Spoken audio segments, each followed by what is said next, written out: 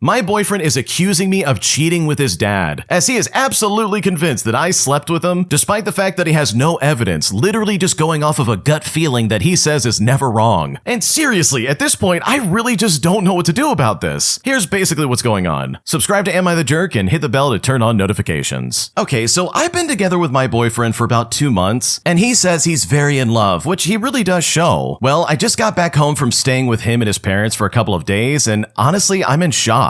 2 days ago, I got back from our room after a midnight bathroom visit, and he asked me if I went into the living room, which is where his dad was at, and I told him no. He then started insisting that something was off, and again, I told him no, what are you talking about? Then in the morning, he says something that honestly was crazy. He looks at me and says, I had like 7 dreams last night of you sleeping with my dad. He was actually upset, but I just told him that he had nothing to worry about. And at this point, the day's really tense, but still, it goes on. And the next day, my boyfriend's cooking something and I'm sitting on a chair and I'm literally just sitting there on my phone while sometimes looking up to watch him. Well, when I glanced up at him, he looked distraught. He then said to me, you grazed my dad's leg twice as you walked by him. And I gotta be honest, I barely registered his dad or my leg moving. Like honestly, even if I did, I didn't do anything knowingly. I was probably just fiddling or like subconsciously trying to move my leg away, or that maybe I thought his dad was him for a second or something like that. But guess what? He didn't believe me. He even took a moment to stare deep into my eyes, trying to search for any lies I might be telling. But when he did that, I just left for a moment. After that, we tried to talk it out, and he said my explanations didn't make sense. He then keeps asking me, what are you hiding? He's saying, oh, something's off, saying that there are many red flags and signs that I'm just showing all of a sudden. He says he's upset with me, but I just keep trying to tell him, look, you are misinterpreting things. You probably feel this way because you're anxious and an overthinker, and yeah, you know that about yourself. But no matter what I said, it didn't matter. He says his gut is telling him that something's wrong, and he usually is right about this stuff. It's like he wants me to plead guilty for a crime I didn't commit. So seriously, how do I assure him when he insists that something's going wrong? How do I tell him the truth when he calls it unbelievable? He keeps going in circles, and it's honestly draining my mental energy. And at this point, I really just don't know what to do. Oh my god. Okay, I have no words for this because this is the weirdest thing on earth. You mean to tell me that your boyfriend of 2 months, mind you, is sitting there trying to be like, you're sleeping with my dad, aren't you? Because I had 7 dreams about this? Oh yeah, that means it must be true. Like, dude, what are we on about? What are you talking about? Your dreams are not reality. I don't know if you knew that, anyone who's listening, but like, just because you dream something doesn't mean it's necessarily gonna happen. Yeah, sometimes crap like that does happen, but dude, that is just circumstance. And sure, people can like delve into like, oh, the gods told me about that, or like, oh, the spirits told me about that. And I'm not doubting anyone's religion, like believe whatever you want to believe. But this doesn't seem like one of those miraculous moments where it's like, oh wow, it's a miracle we found the lost kid in the woods. I had a dream, I knew where the kid was, and then we found him. Like sure, that can happen, go for it. I mean, I have no proof to deny it, so who am I to say that it can't actually happen? But that's not what's going on here. It really seems like this guy has anxiety, and he's trying to be like, oh my gosh, I can't believe you're cheating on my dad. You know, after those dreams and all the things I'm assuming about you. Like, bro, what are you talking about? There's no evidence to back this up. You're literally just going off your own paranoia and your own brain being like, it's true, you caught her. Go in on her, get the evidence you need. Dump her right then and there. Like, holy crap, dude, you need to get a grip. You're blowing up the relationship that, by the way, has only been going on for like 2 months. If I had a girlfriend who was acting like that and being like, you're sleeping with my mother, aren't you? I would be like, okay, well, I think we've seen our true colors of each other. I don't want anything to do with you, and I'm gonna bounce out of this relationship. Because, dude, it is just too early in the relationship to be having this kind of drama. Like, are you kidding me right now? Like, does the dad in this story even have a history of cheating on his wife or anything like that? Like, why would the boyfriend jump to this conclusion? Where it's like, oh, because my girlfriend went to the bathroom in the middle of the night, and because she sat next to my dad and maybe touched him with her leg, oh, that must mean they're sleeping together. It's like, oh, good job, Sherlock Holmes, you cracked the case. Like, no, what is happening? So, to the original poster, if I was in your shoes, I would be dumping this guy and heading for the hills, dude. I would run as fast as I could and as far as I could. Because honestly, your boyfriend sounds super annoying, and I would never want to be with someone like that.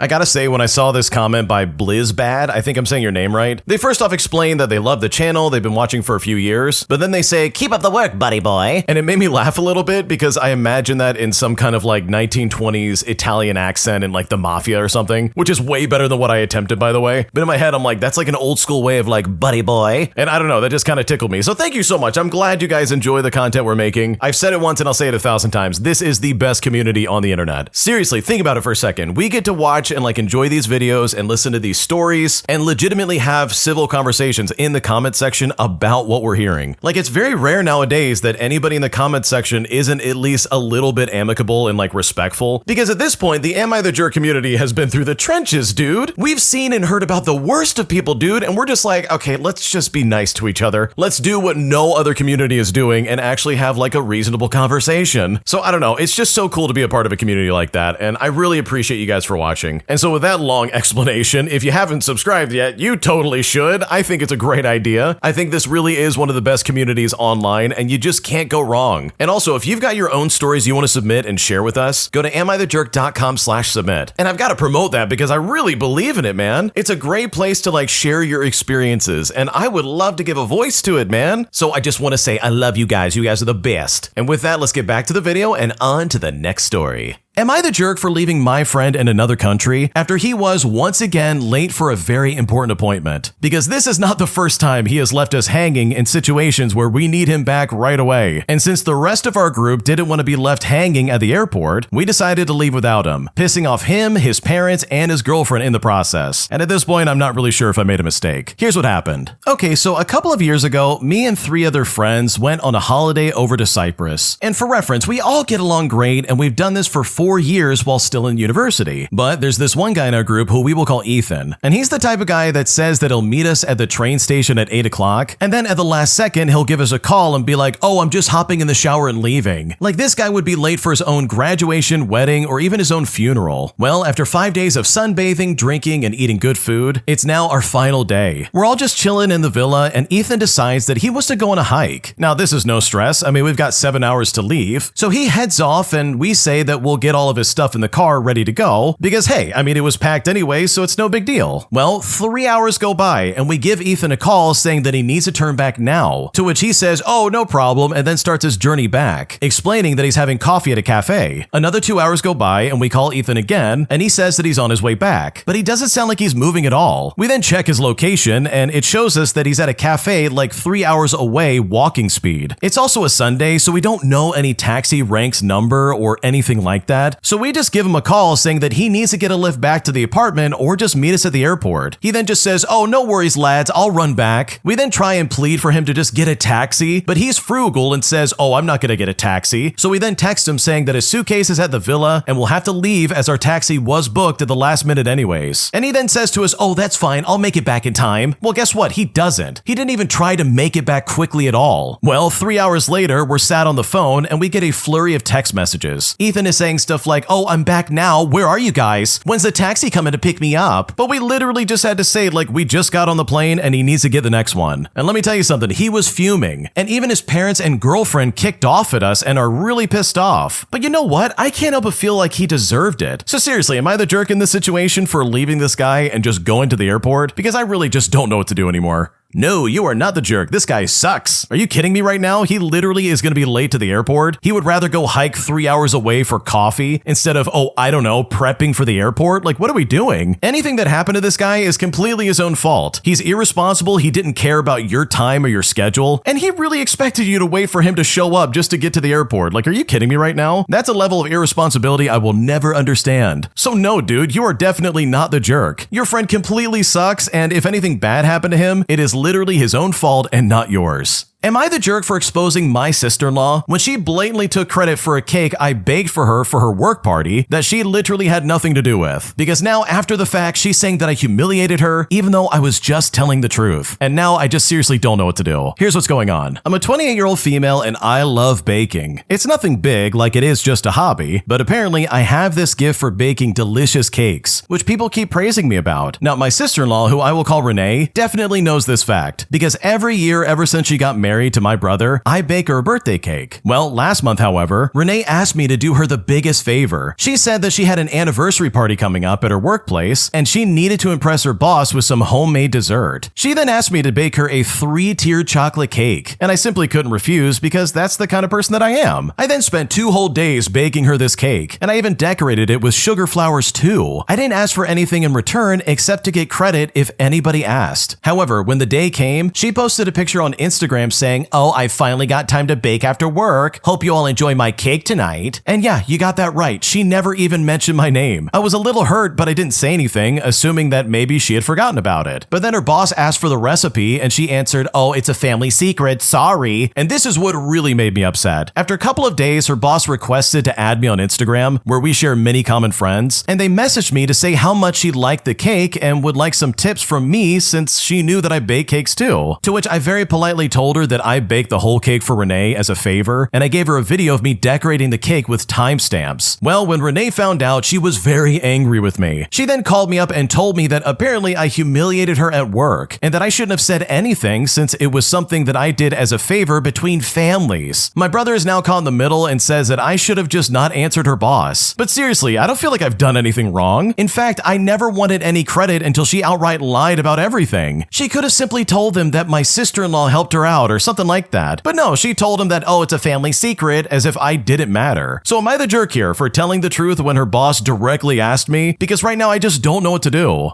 Okay, I gotta be honest, Renee sounds like a terrible person. Seriously, she stole all credit from you and then tries to act like, how dare you expose me? This was supposed to be a favor. And I guess the word favor means do it secretly so I can steal credit. Like, what is going on? That's not how this works. If I did something and spent 2 days working on it, you better believe I'm gonna get credit for that. Are you kidding? I am not gonna let anybody take credit for my hard work. Screw that, man. So no, you're not the jerk. You did the right thing in my opinion. I think it really was necessary to say something and tell the truth. And in my opinion, if these people are upset because you told the truth, then they need to point the finger at Renee for being upset about this and for lying in the first place. Because this is not your fault. You literally just wanted your credit where credit was definitely due, and them denying you that gives you full license to pretty much say whatever you want. Am I the jerk for refusing to move after my new roommate told me that she's allergic to dogs? Because honestly, I feel very uncomfortable moving since I'm blind and my dog is my guide dog, and moving would require me to learn an entirely new route to and from school, which honestly puts me in a weird situation because I kind of feel bad about this, but at the same time, I just don't know what to do. Here's what's going on. I'm a 21-year-old female and I live in an on-campus apartment with 3 roommates. And for reference, I'm legally blind and I also have a guide dog. Housing has known about my guide dog for years, and this will be my 3rd year living in these apartments with her. Earlier this summer, housing moved me from one apartment building to another because my old building was being renovated. I didn't ask to move, and I was actually out of state at guide dog training when it happened, so my friends had to pack and move everything that I owned. I've now been living in the new apartment for about 2 months. Everything's unpacked, including my mini fridge, my guide dog's crate, and all of her supplies, and I've also already learned the new route to campus from this building. One of my roommates then moved in a few days ago. I had planned to go back and clean before she arrived, but I got a high fever and I couldn't make it back. So I emailed her, I apologized, and I explained I was sick, and I asked her to leave my belongings where they were until I could return. She then replied saying that she is severely allergic to dogs. Now, I completely understand that allergies are serious, and I don't blame her for bringing it up. She then suggested that I switch apartments with one of her friends in another building. But the problem is, I'd already been moved once this summer. Everything was unpacked and I have a lot to move, and since I'm visually impaired, I'd also have to learn a completely new route to campus again. I also don't have the people available to help me move a second time. So I told her I honestly didn't think housing would move me again since they had already relocated me once. But with that, I said that I would ask. She then emailed housing saying that she, her friend, and I had all voluntarily agreed to switch room assignments. But the problem is that I never agreed to move. I only said that I didn't think housing would approve another move for me. I then contacted both my area coordinator and housing to explain that I literally had not agreed to move. Plus, I wasn't comfortable moving again after already being relocated this summer. Well, housing later told me that I do not have to move, and that because my guide dog accommodation was already on file, it would actually be up to my roommate to request a room reassignment if she really wanted one. And I'm currently waiting for housing to let me know when everything is resolved before I return to my apartment. But honestly, I feel bad because I know severe allergies are a legitimate issue, and I don't think my roommate is wrong for needing accommodations. But at the same time, I don't think it's fair that I was expected to move a second time after already being relocated, unpacking everything, and already getting settled in. So am I the jerk in this situation? Because I really just don't know what to do. Okay, your roommate is a psychopath, honestly. Who in their right mind would be like, oh yeah, my blind roommate has to be the one to move again, not me? Like, is this lady crazy? Are you kidding me right now? Here we have someone with a legitimate disability and it's like, hey, I can't see. I have to relearn my route. I'm visually impaired. Like, this is a lot to adapt to. Meanwhile, this other girl's like, I'm allergic to dogs dogs, you have to move. Like, what are we talking about? I don't have to do anything. Like, this is not on me. And I think the breaking point for me, if I was in the original poster shoes, would be this lady trying to make decisions for me, where she's like, oh yeah, she's voluntarily agreeing to switch rooms. Because at that point, I would be like, oh, I don't think so. Screw that. Before, I was willing to be supportive and like accommodating, but now, absolutely not. Screw that. There's no way in the world I'm gonna work with you now. I could care less. So no, dude, you're definitely not the jerk. You literally should not have to move at all. And I'm so glad that housing's on your side. Because this roommate is the ultimate scumbag, and there is no reason for her to ever expect you to move out instead of her going to that friend like she really should be doing. Am I the jerk for refusing to host my family's holiday dinner after my entire family literally complained the last time I did it? Because now they're claiming that I'm holding a grudge even though I'm just annoyed by this entire situation. And at this point, I just don't know what to do. Okay, so last year, I volunteered to host our family's holiday dinner for the very first time. Normally my mom would host it, but she had been saying for years that she wanted a break. So I figured that I would just host this year. I spent weeks planning everything. I deep cleaned the house, I borrowed extra tables and chairs, I decorated, I bought groceries for 15 people, and I cooked almost everything myself. I even made separate dishes for my vegetarian niece and my brother-in-law who's gluten-free, because I literally wanted everyone to have something they could enjoy. Well, by the end of the night, I was exhausted, but honestly, I was pretty happy. Everybody ate, everybody laughed and watched some football, and everybody stayed for hours. I mean, nobody complained while they were there. But the next day, the texts started coming in. My sister said, oh, the turkey was a little dry, and that she had missed mom's stuffing. My mom told me that next time I should warm up the plates because apparently the food got cold too quickly. And my aunt chimed in saying there weren't enough dessert options. And then a cousin joked in the family group chat that the chairs were like sitting on rocks. Now, none of the comments were particularly like cruel on their own, but together it felt like the only thing anyone remembered was that it wasn't perfect. Not one person thanked me for spending hundreds of dollars or cooking for 2 days straight. But despite that, I still chose not to let it get to me. Well, fast forward to this year, and a few weeks ago, everyone started asking what time they should come over for dinner, and apparently they'd all just assumed that I was hosting again. I then replied that I wasn't planning to host this year since everyone seemed pretty unhappy with last year's dinner, and that's when everything blew up. My sister said that I was holding a grudge over harmless feedback. My mom said that nobody was criticizing me and that I should learn to take constructive criticism, and then my aunt said that I was making a big deal over a few comments. I then pointed out that not one of them had offered to host instead, and they just kind of expected me to spend another week preparing, pay for everything again, and then just kind of hope that they had fewer complaints this time. Then my brother surprised me by speaking up. He said he thought everyone had been incredibly ungrateful and admitted that after reading the family group chat last year, he wouldn't want to host either. So he stepped up and offered to host this year instead of me doing it. Well, instead of accepting his offer, some relatives started saying that it wouldn't feel the same. And that honestly made me laugh. Apparently my house is good enough, my cooking is good enough to expect for free, but also not good enough to avoid criticizing afterwards. And now some of them are saying that I'm being petty and making the holidays awkward, while others are saying they're lucky anyone volunteered in the first place. So am I the jerk for refusing to host this year after everybody complained? Because I'm honestly not sure what to do anymore. Okay, dude, if I spent all this time and money getting something set up like that, only to then have you turn around and be like, oh, that was actually really terrible now that we're all gone, that would also be the very last time I step up and do anything for this family in that regard. Because holy crap, these people are so ungrateful. They don't care about the time and energy you put into this. They don't care that you spend a lot of money getting it ready. All they want to do is complain and be like, well, it really wasn't that good. Like, all they had to do was say thank you for the food and for hosting, and that would have been fine. But instead they complained about it, and that is so toxic and so unnecessary. So no, you're not the jerk for backing out of this and making it clear you're not doing that again. Because seriously, why would you put yourself in that position again? Like, I know I wouldn't. I'd say screw that and they can figure their own dinner out. So no, you're not the jerk for refusing. These people really suck for the way they treated you, and I just wouldn't walk into that willingly ever again if I was in your shoes.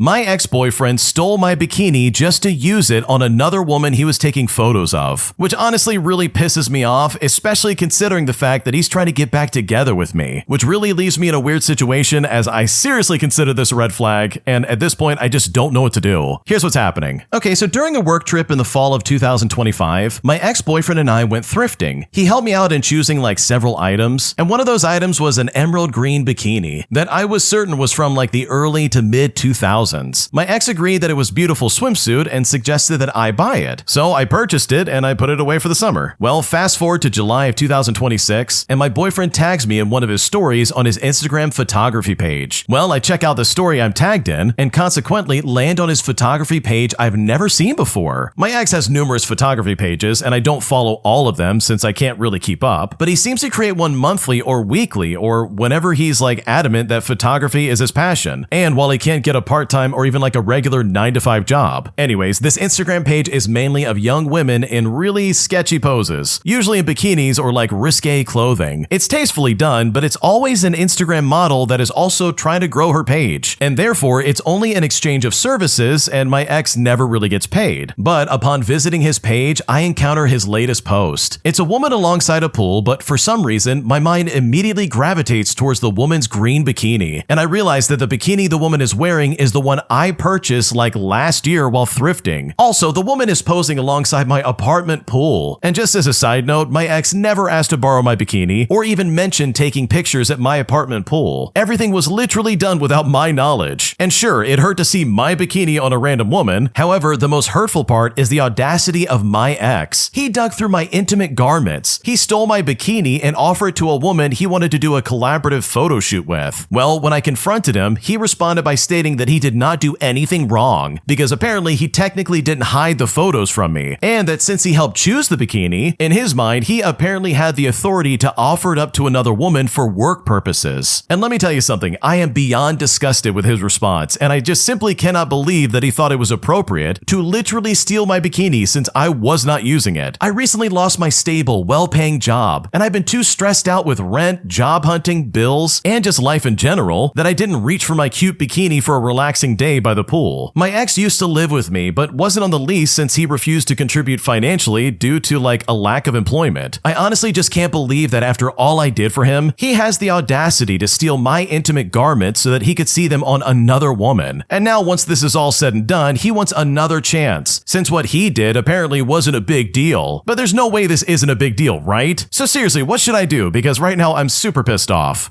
Okay, in my opinion, if you haven't changed your locks already, I would do that. But also, dude, I would kick him to the curb. This guy's a complete moron. He obviously is like some loser who can't get a job. And not because he's not looking and like hitting the street to try and find something. It's because he's too busy taking pictures of young women all the time in bikinis. Like, what a scumbag. This guy literally stole from you and is now trying to justify it and make you feel bad over this. So truly, in my opinion, if I was in your shoes, I wouldn't give him another chance. I would say screw that and I would kick him to the curb. Like, this is true colors coming through, because you can do way better than this and you just don't need this guy in your life. An entitled Karen tries to get my mom kicked out of Disney World, claiming that the service dog she has with her is fake and that she is faking her disability. Here's what happened. So here's a little bit of background information. My mom has anxiety issues. So to help with that, we got a dog, a tiny little Maltese, and he is the cutest little angel you'll ever see. Now this Maltese is also a service dog, so he can go anywhere that my mom goes. But you can believe that a lot of people ask questions about him because he is so small, and most service dogs are typically huge German shepherds. And no, we are not cheating the system. My mom really just does not do well in crowds, so we do need this dog to help her in her day-to-day activities. So to set the scene, we just got into Disney World, and we're in the France Epcot Pavilion, and we are all having a really good time, even my mom. But all that changes once the entitled Karen shows up, and all the while, my dog starts to growl. It's like he knows what's about to happen. This entitled Karen walks up and says, "What a nice dog." My mom gets startled by her, but she composes herself and says, "Oh, why thank you." But before she could go any further, this entitled Karen cut her off and said, "How were you able to get into the park?" My mom looked at this lady confused, not sure what she was referring to, but then she caught on and said,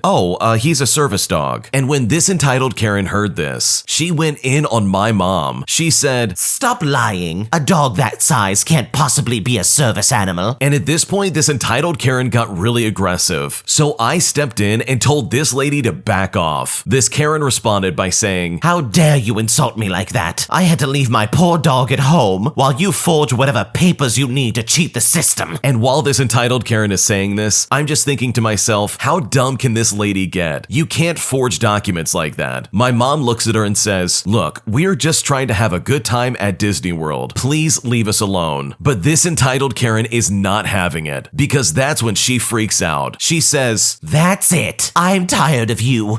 I'm gonna call security." and at this point, I was done with this entitled Karen. So I said to her, "Go ahead. I'm tired of you harassing us." Thankfully, there was a cast member nearby, and she overheard all that was going on. She came up to see if there was any kind of problem, but this entitled Karen jumps in and claims that my mom is faking a disability just so she can get her dog into Disney World. She then demands that we get kicked out of the park. But here's where things take an interesting twist, because my family knows this cast member that just came up to us, and that's all because my sister is in the Disney College program, and she works at a Journey into Imagination. So the cast member puts two and two together and calmly says, "Ma'am, this lady's dog is none of your business. And if it were, I know for a fact that he is a real service dog." After hearing this, the entitled Karen is fuming and on the verge of hyperventilating. So at that point, she demands to see a manager. The cast member responds by saying, "Ma'am, I'm the coordinator of this ride, and if you keep this up, I will call security to have them kick you out of the park." Thankfully and finally, this entitled Karen realizes that she won't win this argument. So she huffs and puffs and storms off, just like the entitled typical Karen that she really is. What a lucky turn of events. The chances of the cast member being somebody that you know personally is a wonderful stroke of luck, because I can only imagine the weird tale this entitled Karen would tell just to try and get you and your family in trouble. So good for you for standing up for your mom and not allowing this person to walk all over her. And hopefully next time this entitled Karen will learn that you can't treat people like this and expect to get away with it. This next one came from the Am I the Jerk podcast subreddit. Check the links in the description if you'd like to submit your own stories. Am I the jerk for telling my sister's friend that the cat she gave me to my family and I isn't hers anymore? Here's what happened. It all started on a normal Sunday night. Football, family, and fun were in the works. While I was watching a game, my sister knocks on my door, and considering how annoying my sister usually was with me, I didn't want to hear anything she had to say. Eventually, I caved, and I went to check what she wanted. Thank goodness I did, because I was very pleasantly surprised to see that she was holding a tiny cat in her arms. She was so adorable. We named her Luna, because that was the name that the previous owner had given her. She was very playful, and even though for the first little bit of time, her and my other cat, Alex, kept fighting, they eventually got along. Enter my sister's friend. To be respectful, we'll call her Miley. That's not her real name. Miley was the one who gave us the cat and was one of my sister's better friends. Well, kind of. So the next night, on my sister's birthday, she continuously takes Luna and Alex outside to show her off to her friends. And before you know it, both cats end up being lost. I go in on my sister and her friends for losing our two cats. Like, no, I was really angry. I'm a huge cat person, and knowing that they may have run away made me very sad. But thankfully, the two little munchkins came back. I asked Miley how she lost Luna, and then proceeded to get upset when I referred to Luna as our cat. She started to talk about how it was her cat, and the only reason that she couldn't keep it was because of the fact that she had 3 pit bulls in her house, and she didn't want Luna to get hurt. So I apologized to her for yelling, and then I tell her that she's allowed to see Luna whenever she wants. Well, fast forward to that following Friday, my sister takes Luna out again and goes somewhere with Miley and another one of my friends. Meanwhile, I go to the store for my dad, and when I get back, I'm hoping to see Luna back in the house. As you would guess, I was severely mistaken. After about another 10 to 15 minutes that go by, I see Miley and my friend, with Luna being in Miley's arms. My sister was nowhere in sight, and now at this point, I'm upset. I told Miley to put Luna back in the house because I don't want Luna to get lost and then run away. And wouldn't you know it, she talks about how it's her cat, how she had no choice but to give her away. And now I'm just really angry. I find it within me to remain calm, and I proceed to tell Miley that Luna was not hers anymore, since we were the ones who were feeding it, cleaning out the box, and loving it like a newborn baby. Luna eventually goes back inside and starts to relax. Miley was very upset with me. I tell her that she's still allowed to see Luna whenever she wants to, and tried to make her feel better. 1 month later, Luna is living a happy life. My family and I take good care of her, and Miley comes over most days to see Luna. Her and Alex play together all the time, but this still begs the question, am I the jerk for telling my sister's friend that the cat she gave to my family and I wasn't hers anymore? You are absolutely not the jerk. Sure, the cat was theirs to begin with, but they gave it up, and you are the one taking care of it. You're cleaning its box, you're loving it, you're feeding it, and you're honestly stepping up to the plate and taking care of this cat. So that, in my opinion, definitely means that you own this cat. It's yours, and it's not your friend Miley's. And it's not fair for her to assume, oh, it's my cat cat. I can do what I want. If it was really her cat, she would still have it. Instead, she shipped it off to you. So now she's treating you like a babysitting service with some kind of ownership over it. But in my opinion, that's just wrong. So good for you for putting your foot down and saying, sorry, this cat is not yours anymore. Because clearly you are way more responsible with that cat than Miley ever was. And that, in my opinion, is the mark of a good owner. An entitled customer gets aggressive with me and calls me horrible names while harassing me because I'm not from his country. So as a result, I end up kicking him out of the restaurant that I work at. Here's what happened. So even though I'm young, I managed to get a job as a server at a restaurant in my city center a few months ago. I live in England now, but I am not originally English. I moved with my family when I was just 10 years old. So on this one night, I was given the pleasure of looking after a family of 6 people. There was a man and a woman who I think was his fiance and 4 kids. As usual, I came over and spoke my piece, saying my name and that I would be taking care of them and so on. But I didn't even get to finish because this man stopped me to ask me where I'm from. I get this question a lot, so I told him that I'm originally from Finland. He said to me, "Well, you are going to be easy to understand, aren't you, pal?" Naturally, I asked him what he meant by that, and he got up and said straight into my ear, "I thought waiters in England were meant to understand English, pal." And I honestly could not believe he was acting like that. I left for a few minutes to let them decide what drinks they wanted, but also just to try and digest what he just said. It was quite busy, so to save time, I decided that I would take main orders too. When it got round to this woman, who was a lot nicer than the man, she asked me for my recommendations. I did my best to tell her, except this man kept asking random questions as soon as I said anything, so it lasted so much longer than it needed to. I brought them their main courses maybe half an hour later. About 5 minutes afterwards, I came back round to ask if everything was okay. This man put his hand out in front of me to stop me, stared at me and said, "No, friend, it isn't. My lasagna is cold, like Finland in the winter." And after he said that, I just apologized and took it away. Not even 5 minutes later, I brought him a new lasagna, which had been checked by multiple people who all confirmed that it was hot. But when I brought the man his food, the first thing he did was stick his finger through the lasagna, grab my hand, and cover my hand in it. He then said, "Do you see? Cold like the Finnish winter. Sort it out." That night was the first time that I kicked anybody out of the restaurant. I was so annoyed with him that I told him to gather his things and get out. He stood up, got in my face, and we got into an argument about it. I tried to keep things down so we didn't disturb anybody else. Eventually, the woman managed to get him to leave. On his way out, he gave me the finger, and I think he might have said something else, but I did not hear it, thankfully. Some people can honestly just be horrible. That guy was such a jerk. Not only was he being weird about the fact that you're from Finland, but it's like he almost came into that restaurant ready to have a fight. I mean, people like that drive me nuts. You have nothing to prove and you're just being weird. So good for you for standing up for yourself and not taking this lying down, because nobody should ever be treated like that regardless of where you come from. My boyfriend is not tall enough to my liking, and I honestly wish there was such a bigger height difference between the two of us, and I don't know what to do. So I'm a 24-year-old female and I'm 5'6", and my boyfriend is 5'10". So there's about 4 inches between us, and I hate it. I've always wished I was shorter, and now I'm with someone who I'm barely shorter than, and there's nothing I could do about it. I just want to feel small and dainty and cute, but I don't feel like that at all with him usually. I feel like everywhere I look, I see couples where the girl is so much shorter, and it's just making me increasingly frustrated. I don't know how to get over it. It also doesn't help that he seems to not really care, so he often slouches, and in photos he leans down a bit, making it look like there's only like 2 to 3 inches between us. Granted, it's good that he doesn't seem to mind, but at the same time, I can't help but feel that he's doing it on purpose. His last girlfriend was a whole head shorter than him, and it makes me feel extremely insecure because I just feel like he probably used to think she was cute for being so short, and he can't think that way because I'm too tall. I know I should just be happy that he's taller than me at all, but it also bugs me that when I wear heels, we're the same height. I see girls wearing 4 to 5 inch heels and still so much shorter than their boyfriend, and it makes me feel so incredibly jealous. I feel like I would do anything to even just be like 5'4", and it literally makes me so upset that there's nothing I can do about it at all, and I just have to live with this. I know some people might think I'm crazy for this, but I really like feeling small, and I like who I'm with to be so much bigger than me, and that's never going to happen here. I feel like it doesn't help that I'm also older than him, and I'm a bit chubby, whereas he's kinda skinny. This is someone I want to be with forever, so I don't want to break up over me being insecure about something something that shouldn't matter. How do I get over this? I wish there was just a button that I could press that would make me stop caring, because I've been trying really hard the past couple of months to not care, and sometimes I feel like I don't, but then I keep going back to caring again. What should I do? This is a really strange situation. I mean, I've definitely heard that some women have a preference where they really want their boyfriend to be bigger than them, but in my opinion, this is taking it to the extreme. Like, you're obsessing over such a small detail about someone that you're supposed to love, right? You and your boyfriend cannot change your height. What you have is what you got. It is what it is. So there's honestly not much you can do in this department physically. And this doesn't sound like this is an issue for your boyfriend at all. He still loves you and wants to be with you from the sounds of it, but you on the other hand are thinking about breaking up with him. And that honestly sounds like a terrible decision. Like, you're literally breaking up with him because he's not tall enough. Like, what is going on? This is someone you're considering to get married to, but you're quite literally letting your insecurities dictate whether you can or cannot love your boyfriend. So hopefully you can get this figured out, because this definitely sounds like this is a you problem on your end. And the sooner you can get over the fact that you're not as short as you would like to be, the sooner you can get back to loving your boyfriend in the way that I'm sure he loves you. I just found out that my wife has been cheating on me with one of her friends, and I honestly don't know what to do. My wife and I have been struggling for some time. We never made a lot of money, and between the two of us, we're pulling in about $80,000 a year. We are very behind on our bills as well. Collection agencies call our phones constantly. We can barely afford to keep the lights on, pay our rent, and keep our kids fed and clothed. My wife handles the finances, and I trust her to make payments that we can. Yesterday, my team got a performance bonus at work, and I was given $500. I decided to log in and put it towards our outstanding balance on the electric bill. When I logged in though, I saw no balance owed. This seems strange, so I looked at payment history, and I saw random payments for between $50 to $300 all over the past 3 months that wiped out the balance completely. I know we didn't have that kind of money to spare, so as much as I hate this, I went through my wife's phone while she was sleeping, and it was not good. I saw messages between her and a friend of hers showing that they had been spending some quality time while at work, if you know what I mean. And right when I saw that, I absolutely lost it, and I started screaming at her. She woke up and looked like a deer in the headlights and started crying. She told me she did it for us, and I asked her what she was talking about. She said that she had asked her friend from work for a loan to pay off some creditors. They were friends before we met, but they never dated, just kissed a few times. He said that he knew that she couldn't pay it back, so as payment, he requested that she send him some really sketchy photos, and if she did that, he would help her out. Pretty soon, this escalated to straight up cheating. She swears that she didn't want to, but she saw it as the only way that we'd ever get out from under this. I told her I was going to contact his wife, and she begged me not to. She admitted to me that she was the one who offered to take it to a physical level when he would only give her so much for photos. He said he loved his wife and he wasn't interested. She pushed it until he agreed, and he was so afraid of his marriage blowing up. Eventually, I couldn't even untangle all the details with this story, and I was so upset. So I packed a bag with my clothes and I left. I drove my truck to a hotel parking lot and I slept there. I'm at work now, but I just feel numb inside. I have no family here. My son and my daughter are my life, and my whole world is falling apart. I told a coworker what was going on, and he made a joke about me renting my wife out just to pay the bills. I can't think straight. I'm so angry. I want to scream, cry, and vomit all at the same time. What should I do? This is horrible, because I'm pretty sure your wife is lying. There are so many different ways somebody could try and pay for these bills without resorting to some kind of lady of the night status. This is crazy to me. She could have picked up an extra job. She could have picked up some nighttime work. She could have done a lot of different things, but instead, she decided to spend some quality time with a coworker. And what kind of absolute garbage human being is he to not only suggest that scandalous photos could be payment for what he's gonna pay her, but also to then escalate this to a level where everybody's marriages are now in jeopardy. I mean, what a garbage human being. But in that same vein of thought, your wife went along with it. She's the one that initiated a lot of this, and I would not take that sitting down. So in my opinion, it's time to get your stuff in order. Your wife straight up cheated on you for $500 to pay for the electric bill balance. And I think regardless of what you decide to do, you need to remember that moving forward. $500 was more important than your marriage. So I don't blame you for being upset, and I don't blame you for being angry. If I was in your shoes, I'd be pretty upset too. But hopefully it all works out, regardless of what you decide to do, because you have kids involved with this, and I can only imagine the nightmare they're gonna have to deal with regarding this situation. My coworker just told me that he loves me, and I'm really confused, and I honestly don't know what to do. A very strange thing happened to me yesterday that I don't know how to deal with. Our work team is absolutely great, and I suppose I can say we're friends too. We hang out outside of work a lot. There are 7 of us in total, and we're about the same age. Yesterday, we went for drinks after work, and suddenly it was after midnight, and by the end of the night, there were only 3 of us left. We had maybe 1 too many drinks, and were discussing various things, including relationships, and I honestly was having a really good time. But suddenly, our coworker, who's about 34, started to say that he's having second doubts about his girlfriend of 10 years, and he was visibly upset. We encouraged him to confide to us, and then he said something that I absolutely did not expect, basically dropping a bomb on this conversation. He turned to me and he said that he had fallen in love with me. And you know what? This was completely out of the blue, so I was obviously taken aback. For context, I also have a boyfriend that I love. We live together, and my coworker actively knows that. I think he regretted immediately that he said it because he started to apologize like 5 minutes after. Today, we have not seen each other, and he hasn't written me anything. I feel like garbage because I care about him as a friend, and I really care about my job, especially the good relationships within the team. Now I'm freaking out about destroying them. The other thing that I'm scared of is that eventually I will be left with no other choice than to give notice if the atmosphere at work becomes too suffocating. I honestly can't believe that this is happening. Just to clarify, at work, he's the deputy director and kind of indispensable at the company. When it comes to me and my employment, I definitely could leave and there wouldn't be much change. We're going to see each other on Tuesday, so I have 4 days to think about what I'm going to say to him or how I'm going to act. I'm assuming that we'll just act like nothing happened, but I don't know. It seems somehow very toxic overall. I don't know what to do, and I'm honestly at such a loss. I think you're definitely jumping to a lot of extremes here, because I don't think you've destroyed anything. You haven't done anything wrong. He's the one that should probably be freaking out, if anything. He just made things incredibly awkward between himself and the rest of his coworkers, because he confessed his love to you, and it doesn't matter that he was slightly under the influence. He said it out loud and straight to you, and that's just incredibly awkward. In my opinion, pursuing a work relationship of any kind had better be absolutely perfect, otherwise it's just not worth it. But also, this guy knew that you have a boyfriend. Like, he knows that you live with him and you have a long-lasting relationship. So for him to suddenly have the courage to say this is just incredibly toxic in my opinion. Not only because he knows that you're in a relationship, but also he himself is in a 10-year relationship. I think he needs to turn around and work on his own relationship before shopping around with one of his coworkers that maybe he just has a workplace crush on, which is a lot different than having some kind of undying love. So in my opinion, you haven't done anything wrong. He's the one that should be worried. And if I was in your shoes, I would just act normal. You didn't do anything wrong, and I don't think you should be the one to quit just because he made things awkward. I think if anything, just keep it professional. If he mentions the situation, just be like, hey, I want to put this behind us, and I definitely want to move on. Because you're both in relationships and you have no interest in dating this guy. You could even talk to the friend who is also there with you and maybe discuss it with them, see if they know what to do. But regardless, I just would not jump to the conclusion that you need to quit, because this job's important to you. You need to make rent, you need to pay for your bills, all that stuff. And I wouldn't let some weird higher up who confessed his love to you all because his relationship is failing keep you from retaining your job and living your life. An entitled Karen and her boyfriend make fun of my mother because of her physical handicap, causing her to cry in front of everybody. But I stepped in and I got revenge. Here's what happened. So yesterday, my family and I went out for a nice dinner and a trip to the movies. This is something we rarely do, since we live moderately far apart and we all work our own jobs. Our party included my dad, my mom, my sister, and myself. Everything was pretty chill, and we were enjoying ourselves. The food was nice, and the movie was kind of funny, but afterwards, nobody was expecting what awaited us moments later. When the movie ended, we started walking out of our row towards the exit. This cinema is rather small, so there was only one door. When I looked back up to see where the rest of my family was, I saw that my mother was arguing with a couple. The man was a balding middle-aged snob with thick glasses and an oily face, and the woman was dressed up in a black dress with a golden necklace and had a fake blonde Karen haircut. Both of them had this unbearably upper-classy "I'm better than you" feel oozing out of them. It was pretty clear that they didn't want to get up to let my mother pass through. Now, you see, my mom has a medical problem with her knee. She wanted to pass the row in this specific direction. That way she doesn't have to huddle through the whole length of the row just to get out. She tried to explain this to this entitled Karen, but instead of being understandable and reasonable, reasonable, she ended up just making fun of her and taunting her. She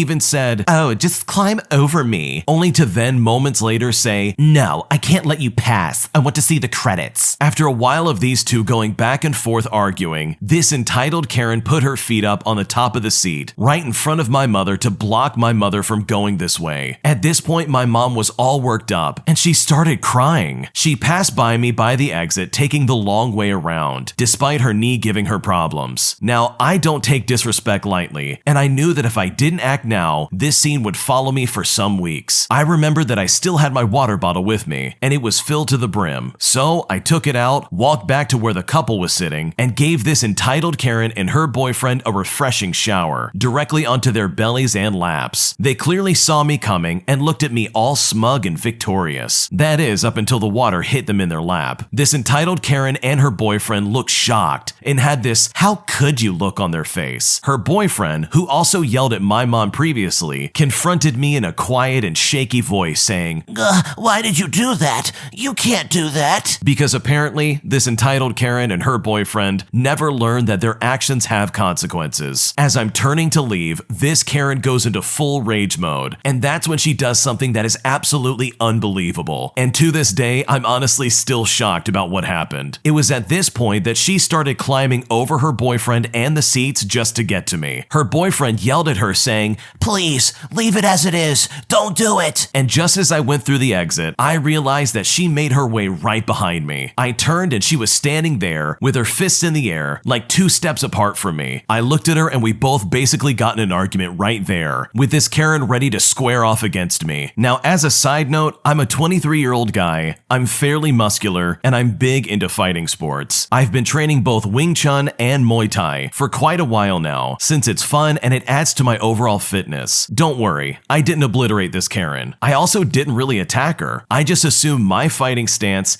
and took a step forward and straight up asked her if this is really what she wanted. The entitled Karen was still there in all her freshly soaked glory, seething with rage. Now at this point, I kind of wish that she would try something, just so I can use some kind of self-defense against her. But she just kind of stared at me and then tried to punch me, but she missed completely. So I established some distance and I stared her down once again. The next thing I know, this entitled Karen ran back into the cinema and my sister and my mother were getting in my way to end the situation. The entitled Karen was hiding behind some people in the cinema. Eventually, her balding middle-aged boyfriend walked to the exit, saw me, and went wide-eyed again, completely overwhelmed with this situation. We then turned and left. A very kind woman reassured us that this entitled Karen acted weird and uncontrolled, and she suspected that some kind of illegal substance was probably involved with her behavior. Well, after that, we got a good story out of our family night, and the only thing this entitled Karen and her boyfriend got out of this were wet clothes and dirty looks. And you know what? I think that's a fair deal. How obnoxious of these people to act that way. While I definitely would not have poured water on those people that were acting like that if that was my mother, I most definitely would have gone up there and said something, because that's just inappropriate. You don't mock somebody and put them down simply because they have some kind of physical disability. That's really unfair and that's really gross. So hopefully they learn their lesson. And next time someone wants to pass them in the movie theater, they should just be a good person and let them pass. Otherwise, they just might get more water poured on them. I accidentally gave my neighbor the wrong phone number, and I feel so awkward about correcting it, I honestly don't know what to do. I'm a 22-year-old female, and I recently moved into a new apartment, and my upstairs neighbor and I recently got introduced because I got a new kitten, and it was screaming throughout the night. So I went upstairs to ask if he could hear her. I didn't want to disrupt my new neighbors, so I introduced myself, and we got to talking a little bit. Now, when we get home from work, which is usually around the same time, we would sit and chat and just try to get to know each other. A few days ago, I was a couple beers into the night, and I decided to write my number down on a sticky note and go upstairs and hand it to him. I tested my handwriting out on one, scrapped it, and wrote it down again. I went upstairs, handed it to him, and he seemed really taken back, but still was very interested in hanging out. I was anxious but excited, because it seems we have a lot in common from our short talks. Anyways, it has been a few days, and still no text from him. It was at that point that I was starting to worry that I might have creeped him out a little bit, and that's when I looked down at my first draft of the note that I had written him, and I'm pretty sure I wrote my freaking phone number wrong. In my defense though, I have 3 phones, 2 for work and a new number for personal reasons. I am so flustered, and I wonder if I wrote down the wrong one on the second draft that I handed to him. Do I go upstairs and apologize? I'm worried I might have gotten it right right and he just hasn't texted me yet. I don't want to come off as a creep, but it would also be nice to get to know him, even just as a friend. He was incredibly receptive to me giving him my number, so I don't know why he would be waiting to text me. I could also wait until I run into him again, but we don't see each other that often, and the last time we spoke, I gave him my number. Another option is to write the correct number down and post it on his door. Like I said, I don't want to be weird if I actually got it right. This is such a tricky situation, and I honestly don't know what to do. This is actually really funny, because I can totally see this happening. I can see you absolutely giving him the wrong number by accident, or at least second guessing your judgment when you were just a little impaired. So honestly, I don't think it's totally out of the ordinary to go up to his house and be like, hey, it's me again. I gave you my number the other night, but I have 3 phone numbers, and I'm pretty sure I gave you the wrong number. Here's the correct number. And then you just give him the correct number that you want to give him. And here's the best part. If it is still the number that you gave him, then it's all good. But at least you can go about this in such a way where you're trying to correct a potential mistake, which I think is totally reasonable. And who knows, maybe he has been trying to text you and get in contact with you in some way, but he hasn't been able to get through because your phone number is wrong. There's always a chance that you did get it wrong and he has the wrong number, so that's why he's not texting you. So I say give it a shot, because honestly, who cares? You're both adults, you're both working for a living, and I highly doubt he has any time to really think about the logistics of you giving him his number. And the best part about it is that once you've given him the actual number and you've at least corrected a potential mistake, the ball is then in his court. So if he does text you or call you, then you know he's interested. But if he doesn't reach out, then that could be your sign, and you can move on and find other friends. But overall, this is honestly just a very hilarious situation to be stuck in, and hopefully it all works out. My new boyfriend seems to have moved in with me, and now I'm trying to figure out how to get him to leave. I'm honestly at a loss and I don't know what to do. I've known my former client, who turned into my friend, for several years. He has always lived in another state, so I would talk to him and text message him several times a week, but I would only see him in person once or twice a year at professional conferences. He got divorced, or so he said, 2 years ago, and said that he moved out of their home into an apartment. Well, about 2 months ago, he came to visit me and ended up attending an event with me, and as a result, we ended up becoming romantically involved. He flew back home after a few days and then said he wanted to see me again. So we traveled together and had a great time, but I could tell that he was being very stingy on paying for things, which seemed weird for someone who claims to have a very successful business. Anyway, he recently confessed to me, after I made the discovery, that he never moved out of his home from his marriage and was living with his ex because he was trying to save money, mostly because he was just broke. He ended up telling me he was coming to visit me and was going to stay for as long as I wanted him to. Now, as a side note, I have a 16-year-old son 50% of the time, but as often is the case with teenagers, he is a bit sporadic with his schedule due to sports, and I have a good relationship with his father, so we aren't very specific on custody times. We let our son do whatever works best for him. Well, when my boyfriend flew here, I told him that I wasn't comfortable with my son being home and having my boyfriend in the house sleeping in the same bed as me. He said, okay, I understand. He then offered and said, oh, well, maybe you can just say I'm taking the couch. Now, my home is only a 2-bedroom, so I said no, my son is too smart for that. So I told him that I would need him to go to a hotel that evening. But the kicker is that he would have me pay for the hotel. He thanked me profusely, but I'm a bit in shock here. So he flies to my town for a probationary period, as he puts it, to see if I will allow him to move in, and literally had me pay for his hotel when I told him he couldn't sleep there because my son takes priority. Fortunately, my son had practice last night and didn't come to my house, but that won't be the case tonight. So now I have to pay for my boyfriend to go to a hotel again? He doesn't even have a car because he told me that he sold his when he left town. I feel a bit shocked, mainly because I was very much into my boyfriend, and now I feel like I'm getting swindled or something like that. What should I do? I think you need to trust your gut on this one. This guy does not sound like he's being honest, and if anything, it definitely sounds like he's trying to move in. He has nowhere to go, he has no money, his business is failing, he even sold his car before he came there. Like, why would he do that? Also, the original poster's boyfriend is 45 years old. That's old enough to know how to figure things out, and that should be old enough where you can pay for a hotel for a night. So if anything, I would definitely have my guard up, because the way he's acting is super sketchy, and I think if you just put your foot down and say, no, I'm not doing this for you, and set some very clear boundaries with this guy, it will probably go a really long way, because otherwise I think you're going to be stuck with this guy, and I honestly don't think that would be good for you or your son. My girlfriend of 4 years broke up with me because she thinks I'm cheap, and I honestly don't know what to do. I've been dating my girlfriend for 4 years now. We argue a lot, at least once a month, but I do love her, and I want to spend the rest rest of my life with her. So we had a big argument the other day. She told me that a guy should at least give his girlfriend a gift of $1,000 just to show how much he really cares about her. I told her that I completely disagree, and materialistic items should mean nothing in the relationship. She then said, "If we date for 10 years, you're telling me that you wouldn't get me something for just $1,000? And so again, I asked her why she putting so much emphasis on materialistic values. She then said that I was being cheap and that I'm glad I showed her my true colors. She also said she finds me worthless and told me that I make her feel worthless and like an absolute piece of garbage because of my response to what she said. So I then asked her if I gave her a $3,000 item for our 5-year anniversary, would she love me more? She hesitated and then she said something that absolutely blew my mind. She said, "Yes, because it shows that you cared to shell out that much for me." I told her, but how does this strengthen our relationship? How does this fit into our goal? I also told her if I got you a gift for that much money, chances are in a few weeks we are arguing about something entirely different, and you would tell me not to guilt trip you because I bought you something expensive. I told her, okay, well that's not me, and I don't expect something of a high price. For reference, I barely make a steady income right now, and I still am trying to find a new place to move into. But after I said that, she got mad at me, and she said, "When I ask you for nothing, you will throw this in my face. You make me feel like garbage." And when she said that, I was just beyond confused. I let her vent, and then she actually said that I show her no respect. She also said I don't appreciate her as a person, and told me to go date other women because she will start looking for other men. So she essentially just ended our relationship over that. I never even responded back because when she gets this angry, no rational conversation is ever going to happen. I thought letting her vent was the right move here. We've had big arguments before, and when she tells me that she needs space, I back away. But then she just keeps going and going, which now has obviously led to her just breaking up with me. I'm honestly at a loss on what to do, and I'm beyond heartbroken. What should I do? This is honestly a weird situation because this definitely sounds like your girlfriend really does value gifts and money a lot more than she values her boyfriend. And I guarantee you that whoever she goes on to is absolutely going to get the same treatment, like 100%. So I would not be upset about her breaking up with you. This is probably a blessing in disguise. So if anything, congratulations. Don't get me wrong, I totally understand that this is a really painful situation, and none of this sounds like something that I would personally want in a relationship. But to be completely honest, she's just trying to get money out of you, and based on what you've described, she basically sees you as her personal piggy bank, and you are so much more than that. And I'm honestly surprised that you stuck around and dealt with this much as it is. So I would take her seriously. If she really wants to break up, then just let her go. Because someone who acts like this and is this obnoxious about it clearly has ulterior motives in my opinion. And to top it all off, I don't think this was a good relationship to begin with. So maybe it's time to just move on and find somebody else. My husband's friends treated me poorly, and despite him knowing that this is bothering me, he won't stick up for me and tells me just to deal with it because he's a people pleaser and he hates confrontation. And at this point, I don't know what to do. So my husband and I have been together for 4 years and married for 1. When we first got together, he was friends with 2 girls who hated me off the bat because they had had crushes on him and he didn't reciprocate. I would receive messages and comments from fake accounts online saying that I was ugly or that I was pretty and he only wanted me for my body because of that. We would go to events and there would be a small group of people there who would refuse to say hi or interact with me, but fully interacted with my husband. After a lot of time and passive-aggressive actions, he finally cut them out and blocked them. However, some of their friends who are mutuals with my husband continue to be cold towards me. Over the last 4 years, there have been periods of back and forth. For months, nothing will happen and things will feel great. Then suddenly, someone I don't know who is close with the 2 women will randomly view my story on Instagram without ever following me. A former friend admitted to me once that they constantly talk crap about me behind my back and gossip to me to other people. It feels like when I see these random views on my social media, it's probably because they are all hanging out together and gossiping. I have mentioned to my husband how it's weird and it makes me feel uncomfortable. My husband just shrugs it off and says to ignore it. He continues to talk to them and joke around on social media despite their treatment towards me. I'm tired of feeling disrespected like this on both fronts. I feel that my husband should stick up for me and at least call out their behavior. Something as simple as, why are you ignoring my wife when we're both right here? Or even something like, is there a reason you randomly followed then unfollowed my wife within a week? At least some acknowledgement that something passive-aggressive is happening and it's being noticed and discussed between us. us. I wish he would present a united front with me, but I feel very much alone in this right now. We have fought and argued about this issue many times before. Our therapist pointed out to him how it's weird behavior for these people to do this. I've told him if any of my friends were disrespectful towards him, I would take it personally as disrespect towards us. He really believes that just because this terrible behavior isn't directed at him, that he has no reason to put distance between them or call them out. I'm feeling extremely depressed today about this, and he's just ignoring me still, sitting on his computer doing nothing about it. What should I do? This is a terrible situation because I think to some degree your husband really is a people pleaser, but he's pleasing the wrong people. He's trying to keep the peace with these extended friends while basically ruining his marriage, which is not fair for you at all. He has no spine and he's basically a jellyfish. The way he's acting and the way he's just allowing this to happen is really disrespectful towards you, and I think you really do need to understand that. Any reasonable spouse would step in and say, hey, stop treating my spouse like garbage, because for him to just sit there and do nothing is a silent note that he's basically accepting that, and it's not fair for you at all. And I'm sure this is a constant knock at your self-esteem. It's not fair to be treated this way, so I think you really need to express again to him and make sure he understands that this is not okay for you. This makes you feel terrible and you've got depression over this. So hopefully this works out, and hopefully he's able to step up to the plate and be the man that you would want him to be, because if the roles were reversed, I'm sure you would step up to the plate and help him out in his time of need. My wife watches annoying YouTube videos for hours every night, and I don't know what to do. I work from 9 to 5. She works weekends and some weekdays. Mostly during the evening from 7 p.m., our daughter goes to sleep, and she starts watching YouTube. It's not loud, but I can hear it. I mean, I work during the day, and I hear people talking. I talk to a lot of people as well, and while I'm at work, I talk to intellectual people, and I quite enjoy it. But when I get home and the evening comes along, I would like some peace. I have a gaming PC, and I play about 1 hour a day and watch YouTube or movies for another hour. I do that mostly on my headphones, as I like to hear it loud and immerse myself. However, as 7 p.m. kicks in, she starts watching absolute nonsense stuff, like housewives or some vlog videos about makeup, stuff like that. I understand this is probably only garbage for me, but not so for her. She loves this stuff. I am an intellectual person, and I get very frustrated whenever I hear dumb people talk, as well as when there's just nonsense being spoken about. And the stuff she watches has absolute nonsense scattered all over it. Hearing this every night for 3 to 4 hours is very annoying. I would love some peace. She sometimes watches a marathon of series, which I really don't mind and often do enjoy getting into myself. Something like a Netflix series or something along those lines. Anything with a high quality of production. But the YouTube videos that she watches, I honestly just can't stand them anymore. The worst part is she has AirPods. She could use them, but when I ask her, she just gets upset and just tells me that I need to put on my noise cancellation earphones. I can't wear that in bed, and I would love to fall asleep sometimes without anything playing around my ear. She stays up till midnight usually, and I often hear that garbage playing till that time. Also, when I go to bed early, like 9 o'clock p.m., she comes with me. I understand that it's great that your partner comes with you, but I would really enjoy some separate time in a room. The only way I can do that is to come to bed and then go back to the living room when she is already in bed. What should I do? I agree with the original poster to an extent, but I also really don't like his attitude. Like, sure, you don't like what your wife listens to on YouTube, but I'm sure she could flip the script and say that she doesn't like the games that you play and she doesn't like the videos that you watch. I mean, this definitely goes both ways, but I can't agree that when you're in bed, it's time to turn things off and go to bed. Laying in bed and watching YouTube videos with the noise on, I can completely understand would disrupt your sleep and make you feel miserable. So I would definitely say, hey, that at least has to go. And I think there might be some way to come to some kind of compromise where you can both still be happy and enjoy your time to yourself while also allowing the other person to basically do what they want. I think you just need to communicate better. And a lot of this post really only focuses on the original poster's feelings, and it kind of comes from the angle of like, well, what are you doing for me lately? And I personally feel like you need to think about your partner more. So talking this out and coming to some kind of compromise would probably go a long way. Otherwise, you might as well kiss your sleeping schedule goodbye. An entitled Karen demands that I sell my items online to her specifically, all while throwing out outlandish threats of getting me banned from the website I was selling from. Things got so bad that she was actually trying to extort me for more of my products, but I simply wasn't having it, so I got revenge and I got her banned instead. Here's what happened. So my husband and I got married 14 years ago, and as a wedding gift, we received received 12 full china sets, including sterling silver flatware. We live in a small house and only have 2 children, so 12 sets is way too many for us to store. The sets were never used and still in the box, so we decided to sell 4 of them. I posted them on a local Facebook sellers group, and I posted each item separately, from flatware to plates to wine glasses. I posted photos with details of the brand, the model number, and showed how they were new in the box. I also posted a link to where they were purchased from with the original cost. I posted these for sale about 6 months after our wedding, so they are still brand new and not outdated at all. Each flatware set was purchased for $75 a piece, and this is because they were sterling silver. Even though they were still in the box, I knew I couldn't sell them for $75, so I asked for $60 per set. Granted, this was a great deal, considering they were still being sold in the store for $75, so if the buyer wanted them, they would be getting a fantastic deal. But I didn't realize how many people would respond to this. I started getting comments under my post immediately, like literally 150 comments or so, asking to purchase what I posted. In the post, I said first come, first serve. I started with the first person, and when they tried to haggle or couldn't meet for several days, I moved on to the next commenter. I explained that if possible, I needed these gone in the next 72 hours. And with so many people interested, I didn't think this would be an issue at all. I started getting private messages on my social media regarding the flatware because potential buyers were arguing in the comment section about wanting to purchase my items, which I was shocked about because they were literally forks, spoons, and knives. But I was thrilled because I needed to get rid of them, and I would be making some money that my husband and I could really use at the time. One of the messages I received was from a 50-year-old woman who just so happens to be the entitled Karen of this story. She messaged me and asked me if the flatware sets were still available. I told her they are, but I'm working through the list of who commented first because, as I said, it's first come, first serve. Apparently, this particular group had a very strict set of rules about selling items that I wasn't aware of since I hadn't ever sold anything on there before. This entitled Karen then told me that if I just sold the flatware to her, she wouldn't report me to the admins for violating the rules, and that way I would avoid a ban from the page. And by now, I was kind of annoyed, but I wanted to be done with the whole thing because the comments were starting to get nasty anyway, and I just wanted them gone. I told this entitled Karen if she met up with me at a mutually agreed upon location today after work, I would sell the flatware to her. She agreed, and we went back and forth a few more times to discuss the logistics of the meetup. Then she sent me this message. By the way, I only plan to pay you $8 per set. I'll take all 4. And when I read that, I actually laughed out loud, and I told her that the price was firm at $60 a set, and that there were countless other buyers who were willing to pay that price. In fact, part of the reason the comments were getting so nasty and why the rules were violated was because the commenters started offering more than the original asking price if I agreed to sell it to them and not go down the list according to first come, first serve. This entitled Karen then started to threaten me, telling me that she was good friends with the administrators and that what I was allowing to occur under my post violated the rules and could result in a permanent ban from the group. She doubled down and even had the gall to ask that I throw in one of my china sets as a measure of good faith and as an apology for causing so much chaos in the group. I had had enough at this point, and I told her that the only way I would consider selling her my flatware now after her blatant threats was if she paid $65 per set. Yes, I upped the price. And I also told her that she would have to meet today with cash in hand. This entitled Karen got so angry that I could almost see smoke coming out of the words that she was typing to me in the DM. She started calling me all these terrible names and said I was a horrible person. She then started guilt-tripping me, saying that she needed this flatware because it was on back order and that I had to sell them to her at the price I stated. Otherwise, that was just a rule breaker. But little did she know, I couldn't care less about being a member of this stupid Facebook group. I never bought anything from there and only posted these specific items this one time for sale. These groups are a dime a dozen, so if I get banned, I would still sleep like a baby every night and not give a second thought to it. I told this entitled Karen that I was done messaging her and that we weren't going to come to any kind of agreement, obviously. I wished her luck on finding the flatware that she needed elsewhere. She started tagging all the administrators from the group under my post, telling them that the group's rules were being violated. I started getting DMs from the main admins about the flatware post, asking what was going on. I then explained the situation with this entitled Karen and shared all of the screenshots of what happened. I then told this admin that if she had to ban me, I was fine with that. I would delete my post and sell it via DMs or in another group. The admin was super nice and told me that they wouldn't ban me, and she apologized to me for how this entitled Karen was treating me. She advised that I go back to trying to sell at the original asking price and in order of who commented first. Long story short, I ended up selling all 4 flatware sets for $60 a piece to a very sweet old lady that same day. The entitled Karen still commented nasty things on the post for several days after the post was marked as sold, and the admin ended up getting the entitled Karen banned from the group. So that was honestly pretty sweet. This is karma working its magic right in front of you. Absolutely fantastic story and result. This entitled Karen probably really thought she had this lady backed into a corner. I mean, she was basically extorting this person for all this flatware and fine china. I mean, how low of a person do you have to be to try and threaten someone just to try and get what you want? Like, that is not how it works. And I'm honestly so happy that that person got banned, because it is so toxic to treat people like this, and I'm willing to bet that this is not the first time that this entitled Karen has threatened someone in this way just to get a good deal. So in my opinion, this entitled Karen getting banned is absolutely well deserved. An entitled customer threatens my employee over an honest billing mistake. Things got so bad that I had to refuse them service, and I'm now in the process of trying to get them banned from the hotel I work at. Here's what happened. So I am a freshly promoted front desk supervisor at my hotel, and my coworker is my desk assistant. On the previous night shift, one of our third-party reservations declined, and in the mix, the virtual card was erased from the reservation and replaced with the guest's actual card during the incidental collection, resulting in a double charge. The guest saw the double charge on his statement and came down to the desk to immediately start screaming at the front desk agent. Once this popped off, the front desk agent called me to help explain the situation to this guest, as well as what was going on and how we were going to fix it. But the guest refused to listen and just kept cutting us off at every opportunity, telling us to refund him right now. At the time, we didn't know exactly what happened, and because it's the virtual card, only my general manager is supposed to handle that. But he still would not listen and continued to cut us off. Eventually, he got so angry that he started to threaten my desk agent. He said, "I'm gonna come back in 10 days, and if I don't see both charges go through, I'm gonna fight you." And after this guy said this, the desk agent told him to get out, and thankfully this guy did. Skip ahead to 9:30 last night, and I'm doing my manager stuff when 2 men come in, and one of them introduces themselves as the guest from earlier and requested a free room because of the double charge from earlier. I politely explained that even though there was a billing issue, I cannot and will not honor a free room for the night, to which the guest then threatened to call the police on me, which is honestly just hilarious. They were actually trying to claim that I was scamming him. He was extremely irate, and I was honestly worried he was going to get violent. I told him the police literally cannot help you with that, but feel free to call them if you really want to. To try and fix this situation and keep this guy from losing his mind, I called the third party about the reservation, and I explained the situation to them. I told them that I'm the supervisor, and I went through all the details with this guy meticulously. They then asked to book a room, and I said no. While I did fix their issue on their end, I told them that this guy could no longer stay at this hotel because he threatened my agent, and then he threatened me with the police. Once this was finally all explained to this guy, he again threatened to call the police. And at this point, I was reaching for my phone at this point, and I told him that the way he's acting is the very reason why I'm not giving them a room. Thankfully, after that confrontation, they left, and thank God they did. I called the third party this morning, and I am in the process of having his card flagged for our property. That way he can hopefully never come back, and we don't have to deal with him ever again. How crazy and weird do you have to be to threaten somebody over a card getting double charged? Like, it happens, it's not that big of a deal, and there's a way to get it fixed. I would say in most corporate settings, or corporately owned businesses, there's just no way they're gonna be scamming you out of your money. Sure, there's exceptions to everything, but to just jump to the conclusion of, oh, you're just trying to scam me, you're trying to take my money from me, is really outdated in my opinion. There are truly so many angles to try and get stuff taken care of, even if it does take a while. And to top it all off, he threatened to fight the front desk agent. I mean, it's not their fault, they're just doing their job. And I bet if this guy was just a little bit kinder, he probably would have gotten the help that he needed a lot quicker. But instead, he wanted to act crazy. And if that's the route you're gonna go, then you can definitely expect getting banned from properties, as well as getting absolutely no customer service. My ex broke up with me and has absolutely ruined my life. And now I am absolutely consumed with rage towards him, and I honestly don't know what to do. So I was broken up with by my ex-boyfriend in mid-2020 during the COVID lockdowns in my country. Ever since then, my life has been in a downward spiral, and I am so angry at him for breaking up with me and destroying our relationship. I feel like he completely ruin my life by doing that. I have medical issues, and I keep rapidly gaining weight no matter what I do or what medical treatment I seek. I have a terrible job, and I'm really struggling to finish my degree and make decent marks. Before we broke up, I was coping medically, my job was okay, and I received excellent marks and I worked hard at studying. He now seems to be living a perfectly happy life and has a girlfriend, and I can't bear the thought of dating, and I am terrified of the risk of subjecting myself to terrible men in the dating pool. Even if I wanted to, it wouldn't be possible for me to find a partner because I am overweight, I am chronically ill as well as mentally ill, and I don't put up with anybody's garbage anymore. There are hundreds of other 25-year-old skinny women without any problems lining up to accept garbage from these men, so they would have no reason to deal with me in the slightest. I know for a fact he talks trash about me behind my back to my mutual acquaintances, and they just blindly believe every single word of it, and it damages and ends my friendships with them as well. Basically, he's taken literally every single good thing in my life away from me. I have no close relationships, and I feel like everyone I know hates me. I feel like he only broke up with me due to the stress of the pandemic, which is now functionally over. It was a permanent solution to a temporary situation. If he had not done that, I would probably be engaged and really happy right now, instead of being a fat loser hurtling towards my 30th birthday with absolutely nothing to show for it. When we got together, I was young, thin, attractive, and successful. He took my best years, destroyed all of that, and now has made it impossible for me to get anyone else. He did so much other terrible stuff to me over the course of the relationship, but at this point, I'm just consumed with anger at him leaving me. He repeatedly had promised me we'd be together forever and all this other stuff, but you know what? He broke that promise for no reason. I hate him and I miss him at the same time. Basically, every waking moment is consumed with anger at this man. I feel that I will never get over this relationship and spend the rest of my life being totally miserable. And yes, I have been in therapy this whole time, and hopefully I can get this figured out because I honestly don't know what to do. It sounds like your ex-boyfriend is an absolute piece of garbage. The fact that he's going behind your back after the fact just to talk garbage about you and say all these terrible things, basically trying to ruin all your friendships and all this other stuff, is all the evidence you need to latch onto to prove to you once and for all that this guy sucked and you are so much better off without him. And I just don't think you need whatever he was trying to give you. I also think you're just being way too hard on yourself. The negative self-talk and the way you're putting yourself down and calling yourself basically unlovable is absolutely ridiculous. There is 100% somebody out there who would love and appreciate you exactly as you are. And if you wanted to get back into the dating pool, I'm sure you can find somebody who would love and appreciate you. I know if I was in your situation, I would do everything I can to improve my situation because you really do deserve to be happy. And hopefully as you continue to go to therapy, you can try and figure this out and find the best course of happiness for you in your life. I have been in love with a celebrity for nearly 10 years and I still can't get over it and I don't know what to do. I was in middle school when I started listening to this band and I fell hard for the lead singer. I was depressed, awkward, and unsure of myself, just as any middle schooler really would be. So I basically just filled the void with this band. I'm not a stalker or anything like that and would never do anything creepy or illegal, but I collected every album, watched every interview, made fan art, learned their songs on instruments, participated in the fan base online, and went to concerts. I've now seen this band many times in venues ranging from sold-out arenas to small secret shows. I even bought meet and greet when given the opportunity, and he was so sweet during it. I would constantly freak out about how much I love him to my friends, but I figured deep down that this was just a phase, and I was just making good memories for later on when I wouldn't care about this band anymore. I've used this band's music to celebrate my highest highs and to get me through my lowest lows. There was a point where I was so depressed that I could not fall asleep if I didn't have music on because my thoughts would be too painful, and his voice was the only thing that brought me enough comfort to get any sleep. Now I'm not as depressed anymore. I do get really sad sometimes, and I go through really rough patches, but I can deal with them much better now. Most of my friends, except for one, have grown out of the band now, so I keep things more to myself than in the past. I'm also more confident in myself, and I do extremely well in college, and I'm on the right path to my dream career through my college performance and internships so far. I went to another one of his concerts recently, which is the first one since COVID happened, and while I've stayed a fan the entire time, the concert was just amplifying those feelings so much again. I'd never been in an actual relationship, and sometimes I feel feel like I'll never love someone as much as I love him. He is totally 100% my type, and he just has the cutest, most adorable, caring personality. I know this is unhealthy, and I see posts about people getting over people they've known, but I don't know how to get over this random famous person. It feels weird, and I'm sure people won't understand, but all I can say is the love feels real to me. I know I'll never have him, so how can I get over him? What should I do? I think if I was in your shoes, I would remember that I don't actually know this person. Like, yeah, you probably love the music that they create and the image and the personality that they have. It's probably all stuff that you really want to have in your future partner, but you don't know this guy. Like, you really need to understand and remember that. And you don't even love him. You probably just love the idea of him, because at the end of the day, you don't know him at all. You simply see what he shows to the general public. I'm sure he seems like this warm, bubbly personality, and he's everything that you love, but you know what? He could very well be a jerk behind closed doors. And this is one of those parasocial relationships that really, in my opinion, is absolutely unhealthy. And if anything, it's just a waste of time. Like, let's think about this guy for a second. He probably deals with a lot of people who are in your shoes as well, who have this unrequited love for this man, all because of his music. And in my opinion, I think you need to take a step away and realize that the only way you've ever been able to see this person is if you pay to meet and greet with them. He's just an idea to you, a made-up fantasy, and that's honestly all he will ever be. So give yourself some distance and maybe go on a date with someone who is real, and find somebody who you really can get to know, because hanging on to this guy is only going to cause you a lot of heartache and a lot of frustration in your life. My fiance thinks I'm giving the cold shoulder to her, and I honestly don't know what to do. So my fiance and I honestly spend every waking minute together besides work, and that's about it. Here's how a typical workday goes. We wake up at the same time, go to work at the same time, and I end up picking her up after work about 2 hours later. Once I get home, before I've picked her up, I feed our animals and I get dinner prepped, and sometimes I clean up small amounts. Once done, I hop onto some RuneScape online, all the way up until it's time to go pick her up. I then go pick her up, come home, play a bit more, then go walk the dog with her. We come back inside, and I'll either play a little bit more and then go make dinner, or make dinner, then play some more. For those of you who don't know or play RuneScape, it's a very AFK game at times. So when dinner is ready, I set up to do something in the game that won't make me lose, and I watch dinner with her. After dinner, I'll pick back up where I was and keep playing till bedtime basically. And yes, this is just about an everyday occurrence, besides on most weekends. But now she's unhappy, and an argument has come about with her. She's saying that I don't spend time with her and that I'm giving her the cold shoulder. She is saying that I don't just sit on the couch with her just to watch TV. So I explained to her again how my game works, stating that I'm doing something that doesn't require me to be at the computer, and that this whole time I've been watching the TV and could probably tell you more about the show than you can tell me, because you've just been sitting on your phone. She will then imply that I'm not really doing anything with her anyways, to which I then explain that I've offered for her to play my game, and even play any game that she would want to pick, but she never wants to do that. She then says that we're in the house too much already as it is. So I explained to her that during work days, we shouldn't bother going out due to us not having free time till 6 o'clock. So it's honestly rather pointless on a work day, while also reminding her that we still go out on the weekends. She then tells me that when she wants attention, I never give it to her, which, if I'm gonna be honest here, is a bold-faced lie, as I honestly drop everything I'm doing for my fiance. When it's time to walk the dog, I'll immediately log out and go with her. When it comes to cooking dinner, I'll log out again and cook with her. Even whenever we're watching certain shows, I'll log out because I'm so interested in the series that we're watching. I pay attention to what clothes she likes and try to keep her wardrobe fresh and new. She doesn't appreciate it and will toss out the clothes the next day I get for her. I talk to her about what's going on in my workday, as well as listen to her and comment on her work days as well. We still have ample number of times for conversation. So honestly, I'm just really confused, and I wonder, how is it that I'm giving her the cold shoulder? What should I do to fix this situation? I think you really need to log out of your game and realize that you're playing it way too much. I think your girlfriend has a point. You basically explained over and over again that your life revolves around this video game, as opposed to what it really should be revolved around, that being your fiance and your future marriage. You're really setting a weird precedent that this is what she's gonna have to deal with for the entirety of your marriage with her, and I'm sure she's probably very frustrated. She's saying stuff like, you need to spend time with me, basically implying that there's no quality time being spent between the two of you. So I think it might be time to cut back on the video game, because you're clearly messing with your relationship in a really negative way. Maybe playing it less and spending more time with her would probably fix this situation entirely. entirely. But I'm not sure if you're gonna see it because based on what you've explained, it seems like you're being very prideful, and I'm just not sure if you're gonna be able to catch on to what's actually happening. So hopefully this all works out, because from the outside looking in, the fact that you're playing your video game this much, and the fact that this is such an important part of your day is more or less what's causing so much friction in your relationship. An entitled Karen freaks out on me, claiming that I'm going straight to hell for listening to music that she classifies as devil music. And I honestly couldn't be more disgusted by her weird, toxic behavior. Here's what happened. I like to listen to many types of music regardless of the season. In fact, there are times when I will listen to my music in alphabetical order, and the only other people that freak out about my type of music is my parents. And it's never really any random stranger, except for this overly religious entitled Karen. So I had been on campus all morning and was heading home to relax for the day. I'm on the bus heading home, and it had just pulled away from the transit center. I noticed a little kid who peeked over my shoulder to look at my MP3 that I had at the time. I didn't mind that much, but I think the kid had looked enough to try and read the name of the songs on my MP3. And then after that, he just sat back down into his seat. I got back to looking out the window, which is something I do naturally, just tried to mind my own business. And around this time, the Carol of the Bells song started playing. And once that started, I felt a tap on my shoulder. I turn and I see this kid's mom, who is the entitled Karen of this story. The entitled Karen goes in on me and says, Why are you listening to Christmas music during the summer? I look at her and I say, I'm just listening to my songs in alphabetical order, and that just happens to be the only song that starts with this letter. And before I could go any further, this entitled Karen freaks out, and I'm kind of amazed that she even cares. She says, But it's summer. You shouldn't listen to Christmas music during the summer. You're leaving a bad influence on little kids. I look at her and I say, I'm listening to my music with earphones on, and clearly it's not loud enough to disturb anyone around me. This entitled Karen then just goes off on a rant, saying that I shouldn't listen to seasonal songs outside of their specific season. To add fuel to this weird fire this entitled Karen was creating, Carol of the Bells ended, and a tribute song for Devil May Cry started, and the song Dance with the Devil started playing. This entitled Karen must have looked down at my MP3 player, saw the name of this song, and went on a full rant about how I was listening to the devil's music, and that because of that, I'm a sinner. And it was at that point that I decided I needed to get off the bus now and just walk the 2 blocks home on foot. It was just a few stops away from my actual stop, and I would much rather do that than listen to this weird Karen rant on about her religion and about how I'm apparently gonna go to hell for listening to this type of music, all because the word devil is in the title. So I pull the stop cord, signifying to the driver that I just want to get off. The entitled Karen acts all dramatic, covering her kid's eyes so he couldn't see the devil music that's displaying across my MP3 screen. The driver stops and I just get off. He was simply ignoring the ranting Karen, who's still going on and on about my devil music, saying that it's infecting my very being. Then out of nowhere, she suddenly starts going off on this weird racist rant, describing me in some kind of weird stereotypical way based on my ethnicity. And then at this point, the driver chimed in and warned her that if she did not stop, he was going to kick her off the bus. And when this was happening, I was praying that this lady was not going to get off at the same time as me. Luckily for everybody, she did stop her weird rant, and I was able to get off the bus and be left alone. As the bus pulled away, I look up and I see this entitled Karen glaring daggers at me as they leave. But I just turned and walked away, still listening to my music, because I don't care what other people think. It's my music, and I can choose to listen to whatever I like. As long as it's not disturbing anybody else, then it's absolutely fine by me. What a weird entitled Karen. They really just jumped all over this person and freaked out not only because they're listening to Christmas music during the summer, but also because the song they were listening to had the word devil in it. I mean, what kind of cherry-picking Christian is this lady? I always find it super toxic when people use their religion just to try and discriminate against somebody else or to put somebody down and make them lesser than them, which I'm pretty sure is the exact opposite of what this lady is supposed to believe. And I also think it's a pretty telling sign that she went off on some weird racist rant that had absolutely nothing to do with the situation. What a wonderful example to leave for your kid. So good for this original poster for deciding to step away and say, you know what, this is not worth my time. Because somebody's taste in music does not determine if they're a good or bad person. But in contrast, judging people based on your own worldview and then going off on some racist tangent, in my opinion, classifies you as a pretty terrible person. My ex is forcefully giving back all of my gifts that I've given her over the course of our relationship, and I'm honestly at a loss and I don't know what to do. So the title says it all. Me and my ex of a 2-year relationship broke up, and this happened happened in the beginning of August. She wants to get back together, but I absolutely don't want to because this relationship is toxic to me. Well, she is definitely toxic. So I broke up with her, and I'm carefully and slowly fading out of her life to avoid all the drama. I could go no contact, but it would be a bad idea because it would make her even more obsessed with me. I was quite clear about my position. I told her I wouldn't change my mind, but she still insists I'm not leading her on. What happened is she wanted to give back a SodaStream bottle, and we were supposed to meet up Sunday morning, but I forgot since we talked about it more than 2 weeks ago. She dropped off the SodaStream bottle as well as all the gifts I gave her at my door, but I know that it was just a pretext to try and talk to me in person. But I intentionally avoided it because she just keeps going and eats up my time, and it's always leaving me exhausted, stressed, and sad. I didn't want to spend 3 hours of my Sunday listening to her when there's nothing more to talk about. I still made time for a call that was about an hour and a half too long, where she told me she dropped off the bottle at my front door. I was just planning for a 30-minute call max, but she kept me on the phone and I went along with it for a little bit, hoping it would satisfy her, so she would leave me alone for a while after that. And at this point, I'm upset because what's the point of giving back a gift? If you don't want it, just throw it in the trash, or maybe give it to someone else. I don't care. It's yours. You can do what you want with it. She kept insisting on coming back together during the call, but honestly, if there was even a slight chance of it happening, giving back the gifts like that just ruined that chance completely. I am so mad at her for doing it, and I'm wondering what's going on in her head to make her do that. I feel like she just pushed on me the problem of getting rid of it. Now I have to figure out how I'm going to dispose of it. How can I deal with these gifts and the anger I'm feeling now? I gave them in good faith, in special moments, and I thought really hard about these gifts and what I wanted to give her, but now this feels like a slap in the face, especially just to get them all dropped back off at my house again. What should I do? Your ex sounds like she's seriously trying to manipulate you. She's obviously trying to step back into your life just to mess with you a little bit more. She's clearly toxic and she has some weird vendetta against you. So honestly, I would just ignore this. And I really don't agree with you in this case. I think going no contact would really be the best thing for you. She's clearly just trying to talk and waste your time and drag you back into a relationship. But I think for your own sanity, it is definitely time to cut her off, kick her to the curb, and move on with your life. Because it starts with gifts that she's given you, and then eventually it moves on to more stalking behavior. And it seems like this is just the tip of the iceberg in some ways. And it honestly feels like if you can stop this before it gets too bad, you can avoid a lot of frustration and a lot of heartache down the line. So if I was in your shoes, I would go no contact. I would block her on everything and just move on with your life. Because letting her back into your life, even if just for a moment, is only going to cause frustration and agony in your life. And I honestly don't think you deserve to deal with that. My entitled parents forced me to go trick-or-treating with my entitled younger brother, and I honestly could not be more upset. I recently had a wonderful day. My work just threw a pizza party earlier today, and I got to take one home. The pizza was good, and I bought donuts to share from a local shopping center. Even though the workday did speed up at around noon, I managed to keep calm and patient. Today was almost perfect, and I wanted to go trick-or-treating, as it was the night of Halloween. After my family and I ate some pasta that I made, I got myself ready. I wore a witch costume and had a black cape. It was a very comfortable outfit, even though the cape did warm my body almost to a point where I nearly ripped it off. My brother told me that he'd be ready to go, and I waited outside. It was quite warm, and there were mosquitoes buzzing around. It took a grand total of 40 minutes to get ready. During that time, I did ask him if he was okay, to which he replied yes. I then found out he was stalling for time and making me wait just to annoy me. I told him we needed to leave, and my parents just sided with him. I spoke even more firmly after a while and told him we needed to leave right now, or else all the houses and neighborhoods would be out of sweets. After this, I told him I'm leaving right now and to come with me because I won't put up with this stalling or any other annoying antics any further. Besides, it was hot and I was getting eaten alive by bugs. He finally came out and I calmed myself down as I just wanted to enjoy a peaceful night with my brother. I didn't want to do this alone. We were a step off the driveway when he began to wrestle the bag I was holding out of my hand. I asked him why he wanted it and he just ignored me, continuing to wrestle it out of my hand. I just walked away after that, not wanting to deal with this during Halloween, and I was tired. As I walked away, I heard my parents screaming at me. I went to a few of the houses, which thankfully had some chocolates left, and was heading up another part of the street when my dad called me. He yelled at me to come back, and so I ended up doing just that. I didn't want to hear more yelling, and I I just ignored it. Otherwise, there would be more drama. As it turns out, my brother told them that he left his phone in the bag. I looked inside the bag and I noticed that it wasn't there. I then saw him holding it and sticking the finger up at me. I was livid. He lied to my parents again and I was yelled at for no reason. They yelled at me and forced me outside with him, telling us to have fun even though I knew it would only end badly. My mother had instructed me to keep him safe and to look after him. It was fine for the first part until it started to get a little bit darker. I told him that we should head home now, yet he still ignored me. Unfortunately, in my area, nighttime is the best time for the idiotic teenagers to come out. I was sent to the hospital once due to their actions. I felt unsafe and feared for my little brother's safety too. It was getting even darker now and all the houses had run out of sweets. I told him we needed to head home, but he continued to ignore me and ran off into the darkness. I found him again soon and he yelled at me for caring about him and wanting to keep him safe from all the idiots present during the night. I tried explaining that I was only looking out for him and following our mother's orders to keep him safe and that he should prioritize his own safety rather than run after sweets late at night. But that didn't help either. He started getting aggravated, saying, "You want to go?" just in some kind of weird attempt to intimidate me and scare me. I couldn't hold it in anymore and I told him we needed to go home right now as it was getting too late as well as too dark to be outside anymore. Eventually, he said, "Fine," in a very sarcastic tone and berated me for acting like a dominant person and treating him so poorly, along with any other excuse you could think of. I kept as calm as I possibly could, holding back my tears. All I wanted to do was enjoy a night out with my brother, and it turned into something I wanted to avoid. He then ran from me in the direction of our house, yelling obscenities and grabbing the attention of cars passing by. I was afraid of him running off into the darkness in hopes of finding more sweets again, so I chased after him. But that didn't help either, as I had a few cars beeping at me and their drivers screaming at me to stop chasing that child, despite the fact that I was explaining that that's just my dumb brother running off into the dark. I came to a halfway point and my brother had disappeared. I called out for him and he came out from behind the sandstone structure and attempted to push me into the road. I pushed him back in self-defense and watched him run away again. I arrived home and as soon as I stepped through the door, I yelled at him. Apparently, according to my brother, I had chased him home and threatened him, and I apparently hit him trying to get his bag of chocolates. I tried to explain what happened, but I was cut off, even though I kept trying to speak up. All I can say is that this was the worst Halloween I've ever had, and if I ever do it again, I want to do it with someone who will actually treat me like a normal human being, instead of just a mental punching bag like my little brother and my stupid entitled parents. How awful is that? This original poster was looking forward to going trick-or-treating all day, and their stupid little brother, as well as their stupid entitled parents, completely ruined it. And to make matters worse, it sounds like the parents just simply would not listen to this original poster. They completely ignored everything they were saying and took the side of this spoiled little brat of a brother. That's really unfortunate. So I'm really sorry to the original poster that this happened. But you know what? Maybe next year you can make other plans. And you can go spend your Halloween with some friends who will treat you right. That way you can have some fun and avoid your annoying, spoiled little brother. My roommate and best friend is starting to get unbearable, and I don't know if I can maintain this friendship or any relationship with her after this, and I honestly don't know what to do. I live with two other roommates, and we are all college-age students who were friends for about 3 years prior to living together. But my one roommate is driving me and my other roommate absolutely crazy. For one, she says that she's very OCD, especially when it comes to cleanliness. The apartment is kept spotless thanks to her, which I genuinely appreciate, but we never asked or expected her to be the housekeeper. She chooses to do this on her own. She doesn't allow anything on the tables except what's supposed to be there, like the napkin holder and candles, stuff like that. And anytime anything is left on the table, she will put it in front of our doors. I understand that she doesn't like clutter, but we can't even keep things like water bottles or a book in our shared space, namely the kitchen or the living room. Our apartment looks like a Bed Bath & Beyond display, which is beautiful, but not sustainable for college students in my opinion. What initiated this post in the first place is that she sent an incredibly passive-aggressive paragraph into our general chat, basically saying she's tired of cleaning up after us and she is at her wit's end. I understand her points, and I said I would try to be more cognizant of cleaning, but she has a standard of cleanliness that is just way above me and my other roommate. Me and the other roommate are a bit messy, and our own rooms look like stereotypical college student rooms, but we do clean up after ourselves in the common common space. Occasionally, a couple of dishes will be left in the sink for maybe half a day, as we all have different schedules for classes as well as work, and we're often in a rush, so we don't have time fully to clean up before we get going. I sometimes leave dishes for maybe a couple of hours, but we have never asked this one roommate to clean up for us. But regardless, she often just does the dishes if she sees them, and has always acted like she doesn't care about doing so, and it wasn't really a big deal, which apparently it clearly is. Another thing is that sometimes we host get-togethers on the weekend, which is something that is not unusual for college students to do. So yes, the apartment can get a bit messy. We typically wait until the morning after to clean up, but she wakes up earlier than us and just cleans it herself, which again, we never asked her to do this. This also seems to only be a problem when it's just me or the other roommate hanging out and just having a good time, and this never is a problem when she is included. And whenever she hosts people by herself, we have never said anything about her mess in the mornings, because we understand that no one is going to clean up at 2 in the morning while wasted. The other issue is a big one, and this is a noise issue. She has very bad sleeping problems and cannot fall asleep with any noise. And I mean, I have even gotten text messages from her asking me to move around a little bit quieter and to close the cabinets quieter. The worst thing is that she sleeps very early, while me and my other roommate are night owls. We even got a message from her at 10 o'clock at night asking us to be quiet when we were having a conversation at a completely normal and reasonable volume. Even when I am actively trying to move around as quietly as possible, it will still disturb her. We basically have to live on her schedule. If she decides to sleep later one day, we can live our lives like normal. But if she decides she wants to sleep at, I don't know, 9 o'clock at night, we basically can't do anything and have to stay silent in our rooms. I sympathize with her problem, but it is so difficult to accommodate, especially since no solutions seem to help. She says sound machines don't work, earplugs don't work, and even worse, when she wakes up in the morning, which can be super early by the way, she will occasionally decide to use her blender right there in the morning without even considering our sleep schedules. Luckily, I'm usually able to sleep through it, but why are we expected to tiptoe around her while she can do whatever she wants? This is probably the issue that is causing the most frustration and is honestly the hardest to address. She genuinely feels bad about it and always apologizes, but there is really no solution I can think of. Overall, we basically operate on whatever she wants. There is essentially no compromising. My other roommate had lived with her for the year prior as well, and she told me that she had to try to figure something out regarding the noise problem. But this roommate is essentially saying, "You're asking me to compromise my sleep," and just completely shuts down any suggestions. And she is basically able to do whatever she wants. If she wants to leave dishes in the sink because she's busy or something like that, she is free to do it and will never deal with any complaints from us. But if either of us does that, she will then claim that she's being forced to clean up after us. She acts like she owns the place when we all pay equal rent. I would really like an objective opinion on this situation, as well as suggestions on how to move forward. If me and my good roommate are actually being the jerks here, then we will happily adjust. But my personal feelings are that we are just trying to be good roommates and maintain an acceptable college student home. I also want to mention that I lived with 3 other girls the year prior, and we never had any of these kinds of problems. If someone left the dishes for a day or two, we would just work around them and understand that said roommate is probably very busy. If there was a party the night before, no one would complain about a mess because we knew whoever hosted would clean it up as soon as they woke up. Maybe this is an unfair standard to expect, but this is what I was used to, and things worked fine, and they were my best friends, just like my other roommate and this one that's causing me problems. What should I do? Because I'm honestly at a loss and I'm not sure where to go from here. I think your roommate needs to understand that you need to have some kind of compromise. Otherwise, this is just not going to work. She says that you're making too much noise at night. Well, you can then counter that and say, no, you're making noise in the morning. We're both at fault. Sure, you can try and quiet down as it is, but you know what? This is college. People are going to have normal conversations in the middle of the night. Like, that's not totally out of the ordinary. So I think you need to explain to her quite bluntly, it sounds like, that if she's having trouble sleeping, then she needs to accommodate herself to either earplugs or revisiting some of these things that she claims is never gonna work. Also, when it comes to cleaning, I think obviously just step up where it is, but also tell this roommate that she's doing too much and that she really should not be touching your property. And yeah, I totally agree with you. You can absolutely put stuff up in your common areas because that really should not be a problem with anybody involved in that apartment. The fact that she's moving your stuff around and placing it in front of your door in a passive-aggressive way is really toxic. I think if anything, just tough it out till the end of the year and find a new place to live next year, because this lady sounds absolutely obnoxious to deal with, and I can can completely understand where you're coming from, where you're kind of at your wit's end and you don't know exactly how to deal with this. My entitled parents ruined every birthday since my sister was born, allowing my sister to blow out my birthday candles as well as to have all of my gifts and presents. And after 8 years of misery and woe, I finally blew up on my parents and let the cat out of the bag. And now as a result, my entire family sided with me and turned on my parents for their disgusting behavior and their absolute neglect towards my happiness. And I honestly can't believe how things went down. Here's what happened. So this year, I'm 18 years old, and fairly recently, I am on my own from my parents. I have a sister about 10 years younger than me. She was an unplanned pregnancy and nearly didn't make it to term. I don't know many of the details of how rough my mother's second pregnancy was, since I was never told much, but I do know that it was so hard on her body that my mother could no longer have kids after my sister was born. She was in and out of the hospital repeatedly that year. My mother almost didn't survive the birth either. It made her and my father latch on to my little sister because she could have potentially never been born. And ever since then, I felt like I was just the other child in the house. That is, except for when they needed a free babysitter. The level of favoritism my parents showed long term has me believing they are genuinely sick in the head for not noticing exactly what it was doing to me. And now it's rebounding on them. So starting with my 11th birthday, my parents wanted me to let my sister blow out my candles because she was 2 years old and cried at the sight of birthday cake that wasn't hers. I didn't want to do it, but my parents forced me into it, and they relit the candles for me to do it again after her. But at that point, the moment felt completely ruined. The same thing happened the next year, and the year after that, and so on and so forth. They just kept forcing it until it became the norm. My sister even had to have presents on my birthdays as well. And to top it all off, I never got any of hers either. And when I asked why, they just told me that I'm a boy, and boys don't need to worry about it as much. I know I was a kid, but did they really think that this was the best thing to say or the smartest thing to say? Not really, in my opinion. And my parents would always choose a place my sister would like to be at, more than me on my own birthday. Eventually, it became more like my sister was getting 2 birthdays a year, and I was getting none. Beyond this, my parents made their entire lives revolve around my sister. If there's something I wanted to do, my sister had to want to do it too. Otherwise, it was vetoed, unless I could do it alone. I eventually just learned to lock myself in my room with my video games, because they didn't seem to bother me there. That is, unless my sister wanted to run into my room and annoy me, hence why I always put a lock on the door. My parents wanted me to remove it, but I freaked out because I was an angry teenager who was tired of being intruded on at any given moment. My sister came running in more than once when I had no clothes on, and my parents were upset at me for being naked in my own room. When I pointed out how ludicrous that was, they withdrew their objection and just let me keep the lock. My sister developed quite the princess complex because of how she was being spoiled on a daily basis, and she was very demanding, so I stayed away from her as much as feasibly possible. Whatever excuse I could use to not have to deal with her, I used it. Even if I had to make up stuff just to have time to myself. My parents hired a teenage girl babysitter, and I got more personal time. But eventually, the babysitter quit because my sister wouldn't listen to her, and my parents tried to keep from paying her by saying that she did a bad job. The girl got some other people involved, and my parents finally paid her what they owed her. Then they hired another girl to babysit on the regular, and this one ended up staying. But my parents made it clear that I was to be watching my sister any day I had free, which I went out of my way to make sure I was busy, especially at my part-time job if I could. My sister treated me as her personal butler and ordered me around. She even had a stupid nickname for me that she wouldn't stop using, and just hearing that nickname makes my blood boil. And if I didn't give her everything she wanted, she'd cry and call our parents, and then I would be in trouble for mistreating her. We had many massive arguments because of this, and after I refused to yield anymore, my relationship with my parents de-evolved into barely any words spoken between us for some time. And yet, during my high school graduation, they had the nerve to brag to other parents that they were the reason I worked so hard. Well, they weren't wrong, but the reason they were thinking of was not the one that actually happened. I worked hard just biding my time for when I'd be free finally from my parents. But my parents acted like they'd done so much. I mean, maybe they did before my sister was born, but afterwards, it was all about her. They didn't even ask me about school until parent-teacher conferences came up. I graduated with a B and C average, and after my graduation, my parents just just took me to some place where my sister would always have more fun than me, even though the trip was supposed to be for me. On my 18th birthday in July though, things really boiled to the surface. Even though it was my 18th birthday, it still didn't feel like it was all about me. I hoped to God that we were going to my favorite restaurant for once, but no, they had the party at the local knockoff Chuck E. Cheese, which is the only place like it nearby to us. So it was the de facto celebratory destination whenever anything big was achieved, including my high school graduation. I did say to them that it was a place that my sister would enjoy much more than me. I was surrounded by kids half my age having parties, and I was so bored with nothing to do but eat mediocre pizza and play claw machines and dated arcade games for tickets to cheaply made prizes that brought me no joy. Then, when it was time for cake, my parents came out with one that was pink with white flowers on it. Sure, it had my name on it, but it was very obviously not a boy's cake, and there were only 10 candles. My parents lit the candles and set them right in front of my sister to blow out. That's when it finally happened. I had this mental moment of all the pent-up hate mentally flashing before me, and then I started ugly crying. I, an 18-year-old boy, was crying in front of the whole family. Everyone was so shocked that time seemed to just freeze. I got up and all the stuff I'd been holding in for the past 8 years just spilled out like word vomit. The entire family got to witness this event, and when it was finally over, I just walked outside to sit by the family car. Several relatives trailed out after me to say they were so sorry and that they didn't know about the pink cake because my parents kept it covered till it was served. I said it didn't matter that they didn't know. They all sat back and watched as my life was taken over by Little Miss Sunshine for the past 8 years. I had no real birthdays or celebrations of my own. They were all about her. And then, on the biggest birthday of my life, they all expected me to just smile and nod, like always, while they handed my sister a cake that was entirely meant for her, when it wasn't even her birthday. Some of them started giving me apologies, but they made the excuse that all this time, they just thought I was okay with it, because my parents said I was. I told them I was never okay with it, and my parents forced it on me every year, till I just pretended to accept it. I then spread my arms out, motioning around me, and said, "Look at where we are. Does it look like the place I wanted to celebrate my graduation and 18th birthday? No one even tried to stick up for me all this time. I'm just the other kid while my sister gets everything. I didn't even get to have any of my friends there because my parents stopped letting me invite them long ago after they tried to voice their opinions over my sister getting to blow out my candles. There are 365 days a year, and was it really so bad to just want one that was about me and not her? Instead, I'm treated like the greedy, entitled brat for wanting my own birthday. Then I just went back to ugly crying. My father came back outside by that point to yell at me for making such a huge scene. Because my mother was crying too, my sister was upset because I ruined her moment, and now everybody in there who saw this thinks that they're bad parents. I ended up yelling at him that they are bad parents, and he should know exactly why. Well, after I said that, the rest of the family descended on him like a pack of wolves. Better late than never, I suppose, but I'd never seen anything like it before. My father was practically backed up to the restaurant front door, and then most of the crowd flooded back inside with him to have it out with my mother too. My grandparents stayed with me and apologized for having their eyes shut for so long. I don't know what was said to my parents at the restaurant, but it was roughly a half an hour before they came back out, and when they did, they looked incredibly defeated. My mother was still sniffling after crying so hard, and neither of my parents could look me in the eyes. They both awkwardly apologized for what they did, and then offered to redo the party elsewhere. But that wasn't really enough for the crowd. One of my uncles scoffed rather loudly in the crowd, and my parents said that they would never let my little sister blow out my candles again, or give her presents on my birthday, or make any part of it about her. There was then another scoff, and my parents also apologized for getting a cake that was obviously not meant for me, and that they just felt like I wasn't worried about cake anymore at my age. And oh boy, was that the wrong thing to say. I became furious all over again, and yelled at them again that my age was irrelevant. They literally gave my birthday to my sister, and had no good reason as to why, and they knew it. Then I said there was no point in redoing the party because it was way too late. They quite clearly show that I mean nothing to them. They ruined 8 years of my life till I became an adult. What future birthdays with them could I possibly look forward to? Well, my father started to get angry at me for saying that, but when the entire family yelled at him, he shut up. My grandfather told him I'm exactly right, and there's no possible way they can undo the damage done now. He said my parents were awful people. They played favorites and treated me like the black sheep ever since my sister was born. And what's more, they were all awful themselves because they just let it happen too. And I am owed far more than an apology. I was owed my life back. My mother broke down again and tried to come closer to me while crying my name and apologizing, but I refused to let her anywhere near me, and half the family body blocked them from getting closer. I just said I couldn't take this anymore, and I started to walk away. One of my aunts chased me down and brought me back. I could hear multiple family members yelling and cussing at my parents over what had happened, but I was so upset, I couldn't even feel happy for any bit of justice after all of this. Also, where was my sister when all this was going on? She was still in the restaurant all by herself, eating cake and ripping open presents that were there for me. And if anyone was wondering, yes, my parents served her some cake after I cried and walked out. You'd think doing that wouldn't be their primary focus in the moment, but they were called out on it later. My grandparents got me to calm down and sit in their old minivan while everyone else cleared out the party. My sister threw a huge temper tantrum after being caught opening my presents, one of which was a brand new smartphone, and she threw it against the wall and broke it because she wasn't allowed to keep it. She literally just got a brand new phone on her own birthday a few months earlier. I ended up being so upset that I was ranting that I never wanted to celebrate my birthday again, and my grandparents let me stay the night over at their house. When I came home, I still didn't speak to my parents. My mother just kept crying because I refused to talk to her, and my father was just as closed-mouthed to me as I was to him. The following weekend, my grandparents convinced me to go with them out to dinner, and when we got there, I was surprised to find a whole new party waiting for me. My own parents were there, and they had the "Don't Hate Us" smiles plastered on their face the entire time. There was a big chocolate cake with 18 candles on it, and there was even a banner with my name on it. They called it my happy belated birthday graduation party because I didn't really get either this year. I did kind of have to pretend to be happy, but one good party doesn't undo 8 years of favoritism or even make a dent in it, really. And where was my sister? She was sitting at the table with her arms folded and her lip curled because it wasn't all about her like it used to be. And rather than saying happy birthday for me, they just sang an alternate version called Happy Day. Then, as soon as I blew out the candles, my sister screamed. I mean an ear-bleeding, loud little girl scream. My parents had to rush her out and then bring her back in later, looking more upset than ever. She quietly pouted in her seat for the rest of the party. I did still get a new smartphone as well, and my sister got hers taken away, among other things that she did at the prior party. But the smartphone wasn't all. The whole family had chipped in and gotten me a car. It was just an old white Volvo, but I loved it the moment I laid eyes on it. My grandfather knows a thing or two about cars and fixed it up himself. I was so happy, but my sister clearly was not because she let out another one of those screams. She started having a massive temper tantrum and demanded a car of her own. My mother had to take her into the bathroom and they didn't come out for a while. My father just went back to looking defeated. My sister had effectively ruined their attempt at trying to look good in front of the whole family. Multiple family members also had strong words from my parents that my sister was acting that way because they raised her to be such a princess spoiled brat. I obviously started driving the car around right away, but only days later, my sister actually vandalized the car by taking a hammer and breaking 2 of the side windows and cracking the windshield to the point that the car was undrivable. My parents managed to stop her before she did any more damage, but she screamed like a maniac when they grabbed her and took the hammer away, then tried to bite them as a result. And after that, everyone was furious with my sister, especially my grandparents, because my grandfather had put so much work into that car, and my sister ruined it while having a massive temper tantrum. My grandparents had spoiled my sister so badly that she couldn't mentally comprehend that I could have something that she could not, and several other family members laid into my parents about how they were setting my sister up for failure by making her an entitled brat that expects the world to be given to her, and she's going to have a terrible adult life because they won't put their foot down and teach her some respect. Well, her actions didn't go unpunished. My sister was grounded for the rest of the summer, and effective of the new school year, she was sent to a boarding school. My mother cried like a baby about it too, but my father had to be adamant that it was the only way to start undoing the damage that they had done. Yes, they fully acknowledged that they are at fault. I mean, it was kind of hard for them not to, since no one sided with them at all. My sister is absolutely miserable at that school. She hates the clothes, she hates the rules, and she's been lying almost constantly. But with the cameras almost everywhere now, she's not getting away with any of it. Our parents tried to visit her a few times, but she just screamed at them for putting her in that place. From what I hear, this may just be her school life until she's 18 years old. My parents did thankfully pay to fix my car. They had an auto glass company replace the windows and windshield, and it looks like it just did before. In August, my father came to me and said that if I was interested, he found me a job working for a friend, but it was 40 miles away, so I would need to move out of my parents' house unless I wanted to commute. But you know what? I was all for moving. Finding a first apartment wasn't so easy though. I had to get approved for a credit card just to get accepted for a studio, but I got it, and I have been living where I am now since September. My parents keep trying to contact me, but I rarely speak to them. Anytime we do speak, I just feel awkward and uncomfortable. My grandfather has suggested that they simply don't want to acknowledge how badly they failed as parents, and trying to get me to forgive them will make them feel better about themselves or something like that. But I'm not going to forgive them, not anytime soon at least. I'm finally happy and away from them, and now they've got nothing. They don't have me, and they don't have my sister, and my parents had to take more hours at work because boarding school for my sister is not cheap, nor can I imagine was the party they had thrown for me, or the repairs for my car. Empty house, angry relatives, and the only thing they have left is their work. Feels like incredible misery to me, and I don't take delight in it, but it is the result of their own actions after all. So you know what? They had it coming. This story is unbelievably heartbreaking. How ridiculous can these parents possibly be? They quite literally revolved their entire life around this one daughter and completely forgot about their son. They allowed this spoiled child to basically run this house, and if anything, that child raised those parents, not the other way around. And that is absolutely unacceptable. I mean, what were they thinking treating someone like that? It's not fair, it's absolutely disgusting behavior, and I am so glad this original poster got away from their family, more specifically their parents. It's also fantastic to see that his extended family stepped up to the plate and supported him exactly when he needed the help. And this was all because his parents failed him completely and entirely. But the story did have a fantastic ending, and I really hope that the original poster is able to find happiness and peace. And hopefully they never have to deal with their parents ever again, because they honestly don't sound like good people, and this original poster does not need that kind of energy in their life. My entitled aunt and her family are trying to use my parents' address just so they can get some low-income housing, despite the fact that they can definitely afford to buy a house. Here's what happened. So my dad's siblings and their families immigrated to the US 4 to 5 years ago. My dad applied for them and paid all the associated fees related to the application. Once they got here, he helped them find housing, as well as find jobs, and get into schools the school-age kids. Despite doing all of that, his siblings basically acted as if he didn't do anything for them. Not only that, they kissed up to my dad's younger brother, who was already in the US. They thought they didn't need my dad's help, and the younger brother would help them instead. The younger brother actually ended up screwing a few of them over, which is a decent story in and of itself. But about 3 weeks ago, one of my aunts and her oldest son by the name of Kay asked my parents to use their address as part of their application for low-income housing in the city my parents live in. My dad said they can use the address, but he won't be putting their names on any sort of utilities. My aunt and Kay said that my parents should help family, but my dad told them that he had done enough for them already. My aunt and Kay came over again earlier this week. This time, they brought a housing application where they wanted my dad to say he was my aunt's landlord. Kay told my dad to just sign it and that he would fill out the rest, which is just super shady behavior. My dad once again told them no. My mom asked Kay why they are applying for low-income housing instead of just buying a home. Based off of some previous conversations, they definitely have enough money for a down payment. Kay works as an engineer and 2 other people in the family work, so combined they have a decent income. Kay said he doesn't want to, because then he would have to get a loan and pay interest, which is against his religion. And while this is true, my mom did point out how Kay and my aunt were lying, which is also something that wouldn't be good for their religion. Not only are they trying to lie about where they live, but they are also lying about their situation. The application would just have my aunt, her husband, and one of her daughters. However, Kay would live there too, and he makes enough to disqualify them completely. My aunt and Kay ended up leaving, with Kay apparently telling my parents to just rip up the application since they are choosing to be selfish and not help out their family. As usual, my dad's side of the family only thinks about themselves and have a short-term memory on the time and money that we already spent on them. How gross and entitled do you have to be to go to family and not only demand that they sign some form without explaining what you're gonna do with it, but also basically lying to the the government about your housing and financial situation. They would be disqualified so quickly for lying on this form and basically be kicked out of their house, all because this K guy doesn't want to pay some kind of mortgage loan, despite the fact that he's an engineer and he can definitely pay for it. Really scummy behavior overall. And it also really leaves a bad taste in the mouth of the original poster that they were being so mean to their dad, all while trying to justify their actions based on their religious ideologies, which is honestly such a toxic thing to do in my opinion. So good for the dad for putting his foot down and saying, no, you're not going to use my name or my address for your low income housing that you definitely don't need. If anything, it's time for these people to step up and actually practice what they preach, instead of trying to fraud the federal government just to try and get some cheap housing. An entitled jerk demands that I give a photo shoot for free, despite the fact that this would normally cost me $900. And after trying to negotiate a higher price just so I can get my money's worth, this entitled jerk freaks out on me and calls me some terrible names. Here's what happened. So I'm an amateur photographer that photographs events for a couple $100 since I still am a student. One of my friends suggested a person who was looking for a photographer for his sister's baby shower in Austin, Texas, which is about 4.5 hours away from me. I contacted this guy, we'll call him Jack, that's not his real name, asking if he was still looking for a photographer. He said yes and asked me for a quote. I said I usually charge $100 an hour with about 20 to 25 pictures an hour along with edits, but since it would be a 6-hour event with several dance performances, skits, and games, a 9-hour drive to and from this event, plus accommodations since it will be pretty late to drive back, and the fact that he needs a videographer along with me as a photographer, as he doesn't want me to go back and forth, I ended up asking for about $150 an hour. So the grand total for this event would be about $900, and this would include everything that I mentioned above. He asked me if I was a professional photographer, and I told him not exactly, but I have been doing this for 6 years, and I am pretty good at editing pictures. I sent him my portfolio of both raw and edited pictures, which takes, by the way, a minimum of about 2 hours per 10 pictures. All this because I'm not super fluent at Photoshop. Jack asked if he could call me in a few hours and then hung up. Fast forward to a few hours later, and he called me back and said that he really loves my portfolio, but he really can't pay more than $500, and that even $500 is too much because according to him, photography is easy and anybody with a smartphone can be good at photography. I clarified saying I will be taking pictures with my camera and not a smartphone, and what I am asking is not too much considering he is getting 2 people for 6 hours for the price of 1, not to mention the other factors included. At this point, Jack started arguing that he is doing me a favor by even considering $500, since this would bring me exposure and I am not even a professional photographer. I told him that if I were at a local event, I'd love to do it for $75 an hour. He said it is local since it's within state lines and it's just a mere 4-hour drive away. He also said there are professional photographers charging only $200 for a 6-hour event. I told him to give me some time to see if I could reduce the price by cutting any cost on my end. I tried to negotiate with him and told him that I will do it for $500 as I am in college and I really need some extra money. But that's when everything changed all of the sudden. He suddenly decided that he was going to refuse me saying that I would do this for $500. He then said that I need to understand that he's just trying to get a gift for his sister with eternal memories and that I should honestly just do it for free as I didn't take up the offer before. By the way, only 20 minutes have passed, which is really not that much time to negotiate anything else. After I heard that, I was honestly appalled, and so I told him that I would not be doing that. And it was at that point that he called me a jerk and said my pictures weren't even that good, which honestly really hurt my feelings. Fast forward to 2 days later, and he actually had the gall to call me back again and said that he is willing to pay me $200 for a 6-hour event, as that's the price that professionals charge in the city of Austin. I told him no again because my friend wants to cancel as he's not getting paid enough to take video, and it's a waste of an entire weekend for absolutely no money. He then got super upset, called me a bunch of childish names, and hung up the phone. And honestly, I think I'm kind of happy that he did because I probably dodged a massive jerk. How unbelievably entitled do you have to be to try and not only reduce and undercut the price that this person's trying to give them, but then basically imply that their payment should be exposure? That's literally such a disgusting thing to say to somebody who's taking time out of their busy college schedule just to try and make some cash on the side. And that's such an insulting thing to say as well, because exposure doesn't pay for the bills, and it would literally do nothing in a situation like this. Like, this is just some stupid baby shower, like, come on. So good for the original poster for sticking to their values and saying straight up that no, they are worth much more than that. Because this entitled jerk sounds incredibly toxic, and I can't imagine traveling for 4+ hours just to go there and deal with him all day. That would have been an absolute nightmare. An entitled Karen refuses to tip me at a restaurant I worked at, but I bided my time and I eventually got revenge at my new job, and this lady never saw it coming. Here's what happened. So I used to work at a horrible Mexican restaurant, and by horrible, I mean horribly managed. The manager was a penny pincher, didn't care if it was at the expense of someone else. This was one of the only restaurants where I would double drop checks, and even go as far as to teach the other servers, because this owner was always trying to give us the garbage end of the stick. I hated him, and I have never hated anyone more in my entire life. Because he was always trying to save money, he would hire as little people as possible. No expo, no food prep, no bussers, not even a manager who could speak English. Imagine working at a restaurant where as a server you had to translate guest complaints to a manager, so you can already imagine how upset guests were, either because of slow service or because of cold food. Well, one day I got a guest who was absolutely unbearable. She ticked off every box of what a Karen is before the term even existed. Her food came out cold and I apologized and told her that I'd get her fresh, warm food, and she seemed patient and polite, and even told me that she knows it's not my fault and to not worry as it would not affect my tip. So much to my surprise, when she does leave after her meal, she leaves me a few pennies as a tip. I was furious and I ran outside. I got her attention and I told her, "Here ma'am, you forgot your change. If it was a tip, I don't want it. Have a good day." She left and other guests apologized on her behalf for being such an absolute jerk. One of the guests even told me that as I was leaving to get her a new plate, this entitled Karen was saying to her friend behind my back that she's not going to tip me anything and that she is going to save her money for Valentine's Day, which is a perfect example of wasted resources on a human being. Fast forward maybe 3 months, and I'm working at Walmart now as a cashier. Back then, you could say to the cashier you have a particular coupon, and we could redeem it even if they didn't have a copy of it on hand. I don't know if this was countrywide, but it was done pretty frequently at the Walmart I worked at for obvious reasons. I know for sure this practice isn't done anymore, or maybe not as much. And guess what? The same entitled Karen I served prior shows up in my cash out lane and has loads of the same product. She was trying to redeem coupons she didn't have on hand, and my opportunity for petty revenge finally presented itself. And God, it felt so good seeing her getting really upset because I would not budge on redeeming non-existent coupons. The conversation went something like this. When she tried to redeem these coupons, she says something like, "They let me do it all the time, please." But I responded back to her by saying, "No, sorry ma'am, I cannot do that, nor will I do that. I will be breaking the rules to do this, and I'm not about to lose my job over it." She then said, "You can't even redeem this coupon that will only save me a couple of cents?" And after I told her no again, she then started getting incredibly upset. She said, "I went through a lot of trouble to get these groceries in my cart, and now I can't do anything with them." She was still super upset, but honestly, I did not care. I told her, "Nope, sorry ma'am, I need physical coupons." She ended up paying for everything in full. So I think if anything, the lesson learned here is to just be nice to customer service, because a lot of them will go above and beyond just to help you out if you show just some kind of decency. You love to see some petty revenge go towards an entitled Karen that absolutely deserves it. This absolute entitled Karen only tipped a few pennies to this poor server, and as a result, they missed out on a huge part of their wage. And this was after they promised that the problems they were having in the restaurant would not affect their tip. I mean, that is such toxic behavior, but you know what? Karma has a wonderful way of coming right back around. So to watch this lady not get her way and have to pay for everything in full truly is a satisfying resolution to someone acting so entitled. My ex-husband refuses to pay the balance on the iPhone that I got him, and so as a result, I got some revenge. Here's what happened. So after previously leaving me with his $800 iPhone balance and refusing to pick it up, I shut my ex-husband's phone off, since I'm technically the owner of it. I was very kind in turning it back on for him after he paid me the money that he owed me from similar situations. However, the agreement was that he would pay me $120 on Friday, all because that was the day that he said he got paid, in order to keep using the phone that belongs to me. The Friday that he was supposed to pay me, I sent him a text reminder, to which he responded, Yup, I'm on it." So I sent him my Cash App tag. Approximately 30 minutes later, I offered to provide him with an additional 10 minutes to send the freaking money over before I had to shut down the phone again. So he sent the money money over an hour later, give or take a few minutes. But by that time, I had already shut off the phone. Once he realized that it had been shut off, he created a three-way call with me, as well as with him and a representative from the cellular company. He then stated that if the representative could not transfer the remaining balance minus the $120 over to his account during that phone call, he was canceling his service, giving up on the phone number, and giving me the phone back so I could sell it and recoup some of the money that he owed me, if not all of it, hopefully. Unfortunately, things did not go as planned, as in the end, the balance could not be transferred over, and my ex-husband said that he was giving me the phone back when he picked up our son from me later that day. But approximately 30 minutes before I expected him to pick up our son, he called me from a new number and told me that he no longer had the phone and that he obtained a government phone from his mother. He said that he was not willing to tell me any more information and was just saying that he no longer had the iPhone and that I'm still stuck making payments on it. He even had the audacity to mistakenly call me his girlfriend's name during his rant when he said, "You know what? It's gone. You can either accept that or not." The police won't even make a police report because nothing is finalized with the divorce. But despite that, I have my ex-husband convinced that he is facing theft charges, and given his history of doing some nefarious things, as well as having multiple run-ins with the law, he just wants me to drop the charges. So I milked an additional $50 out of him to put towards the remaining $600 that he still owes towards that stupid phone.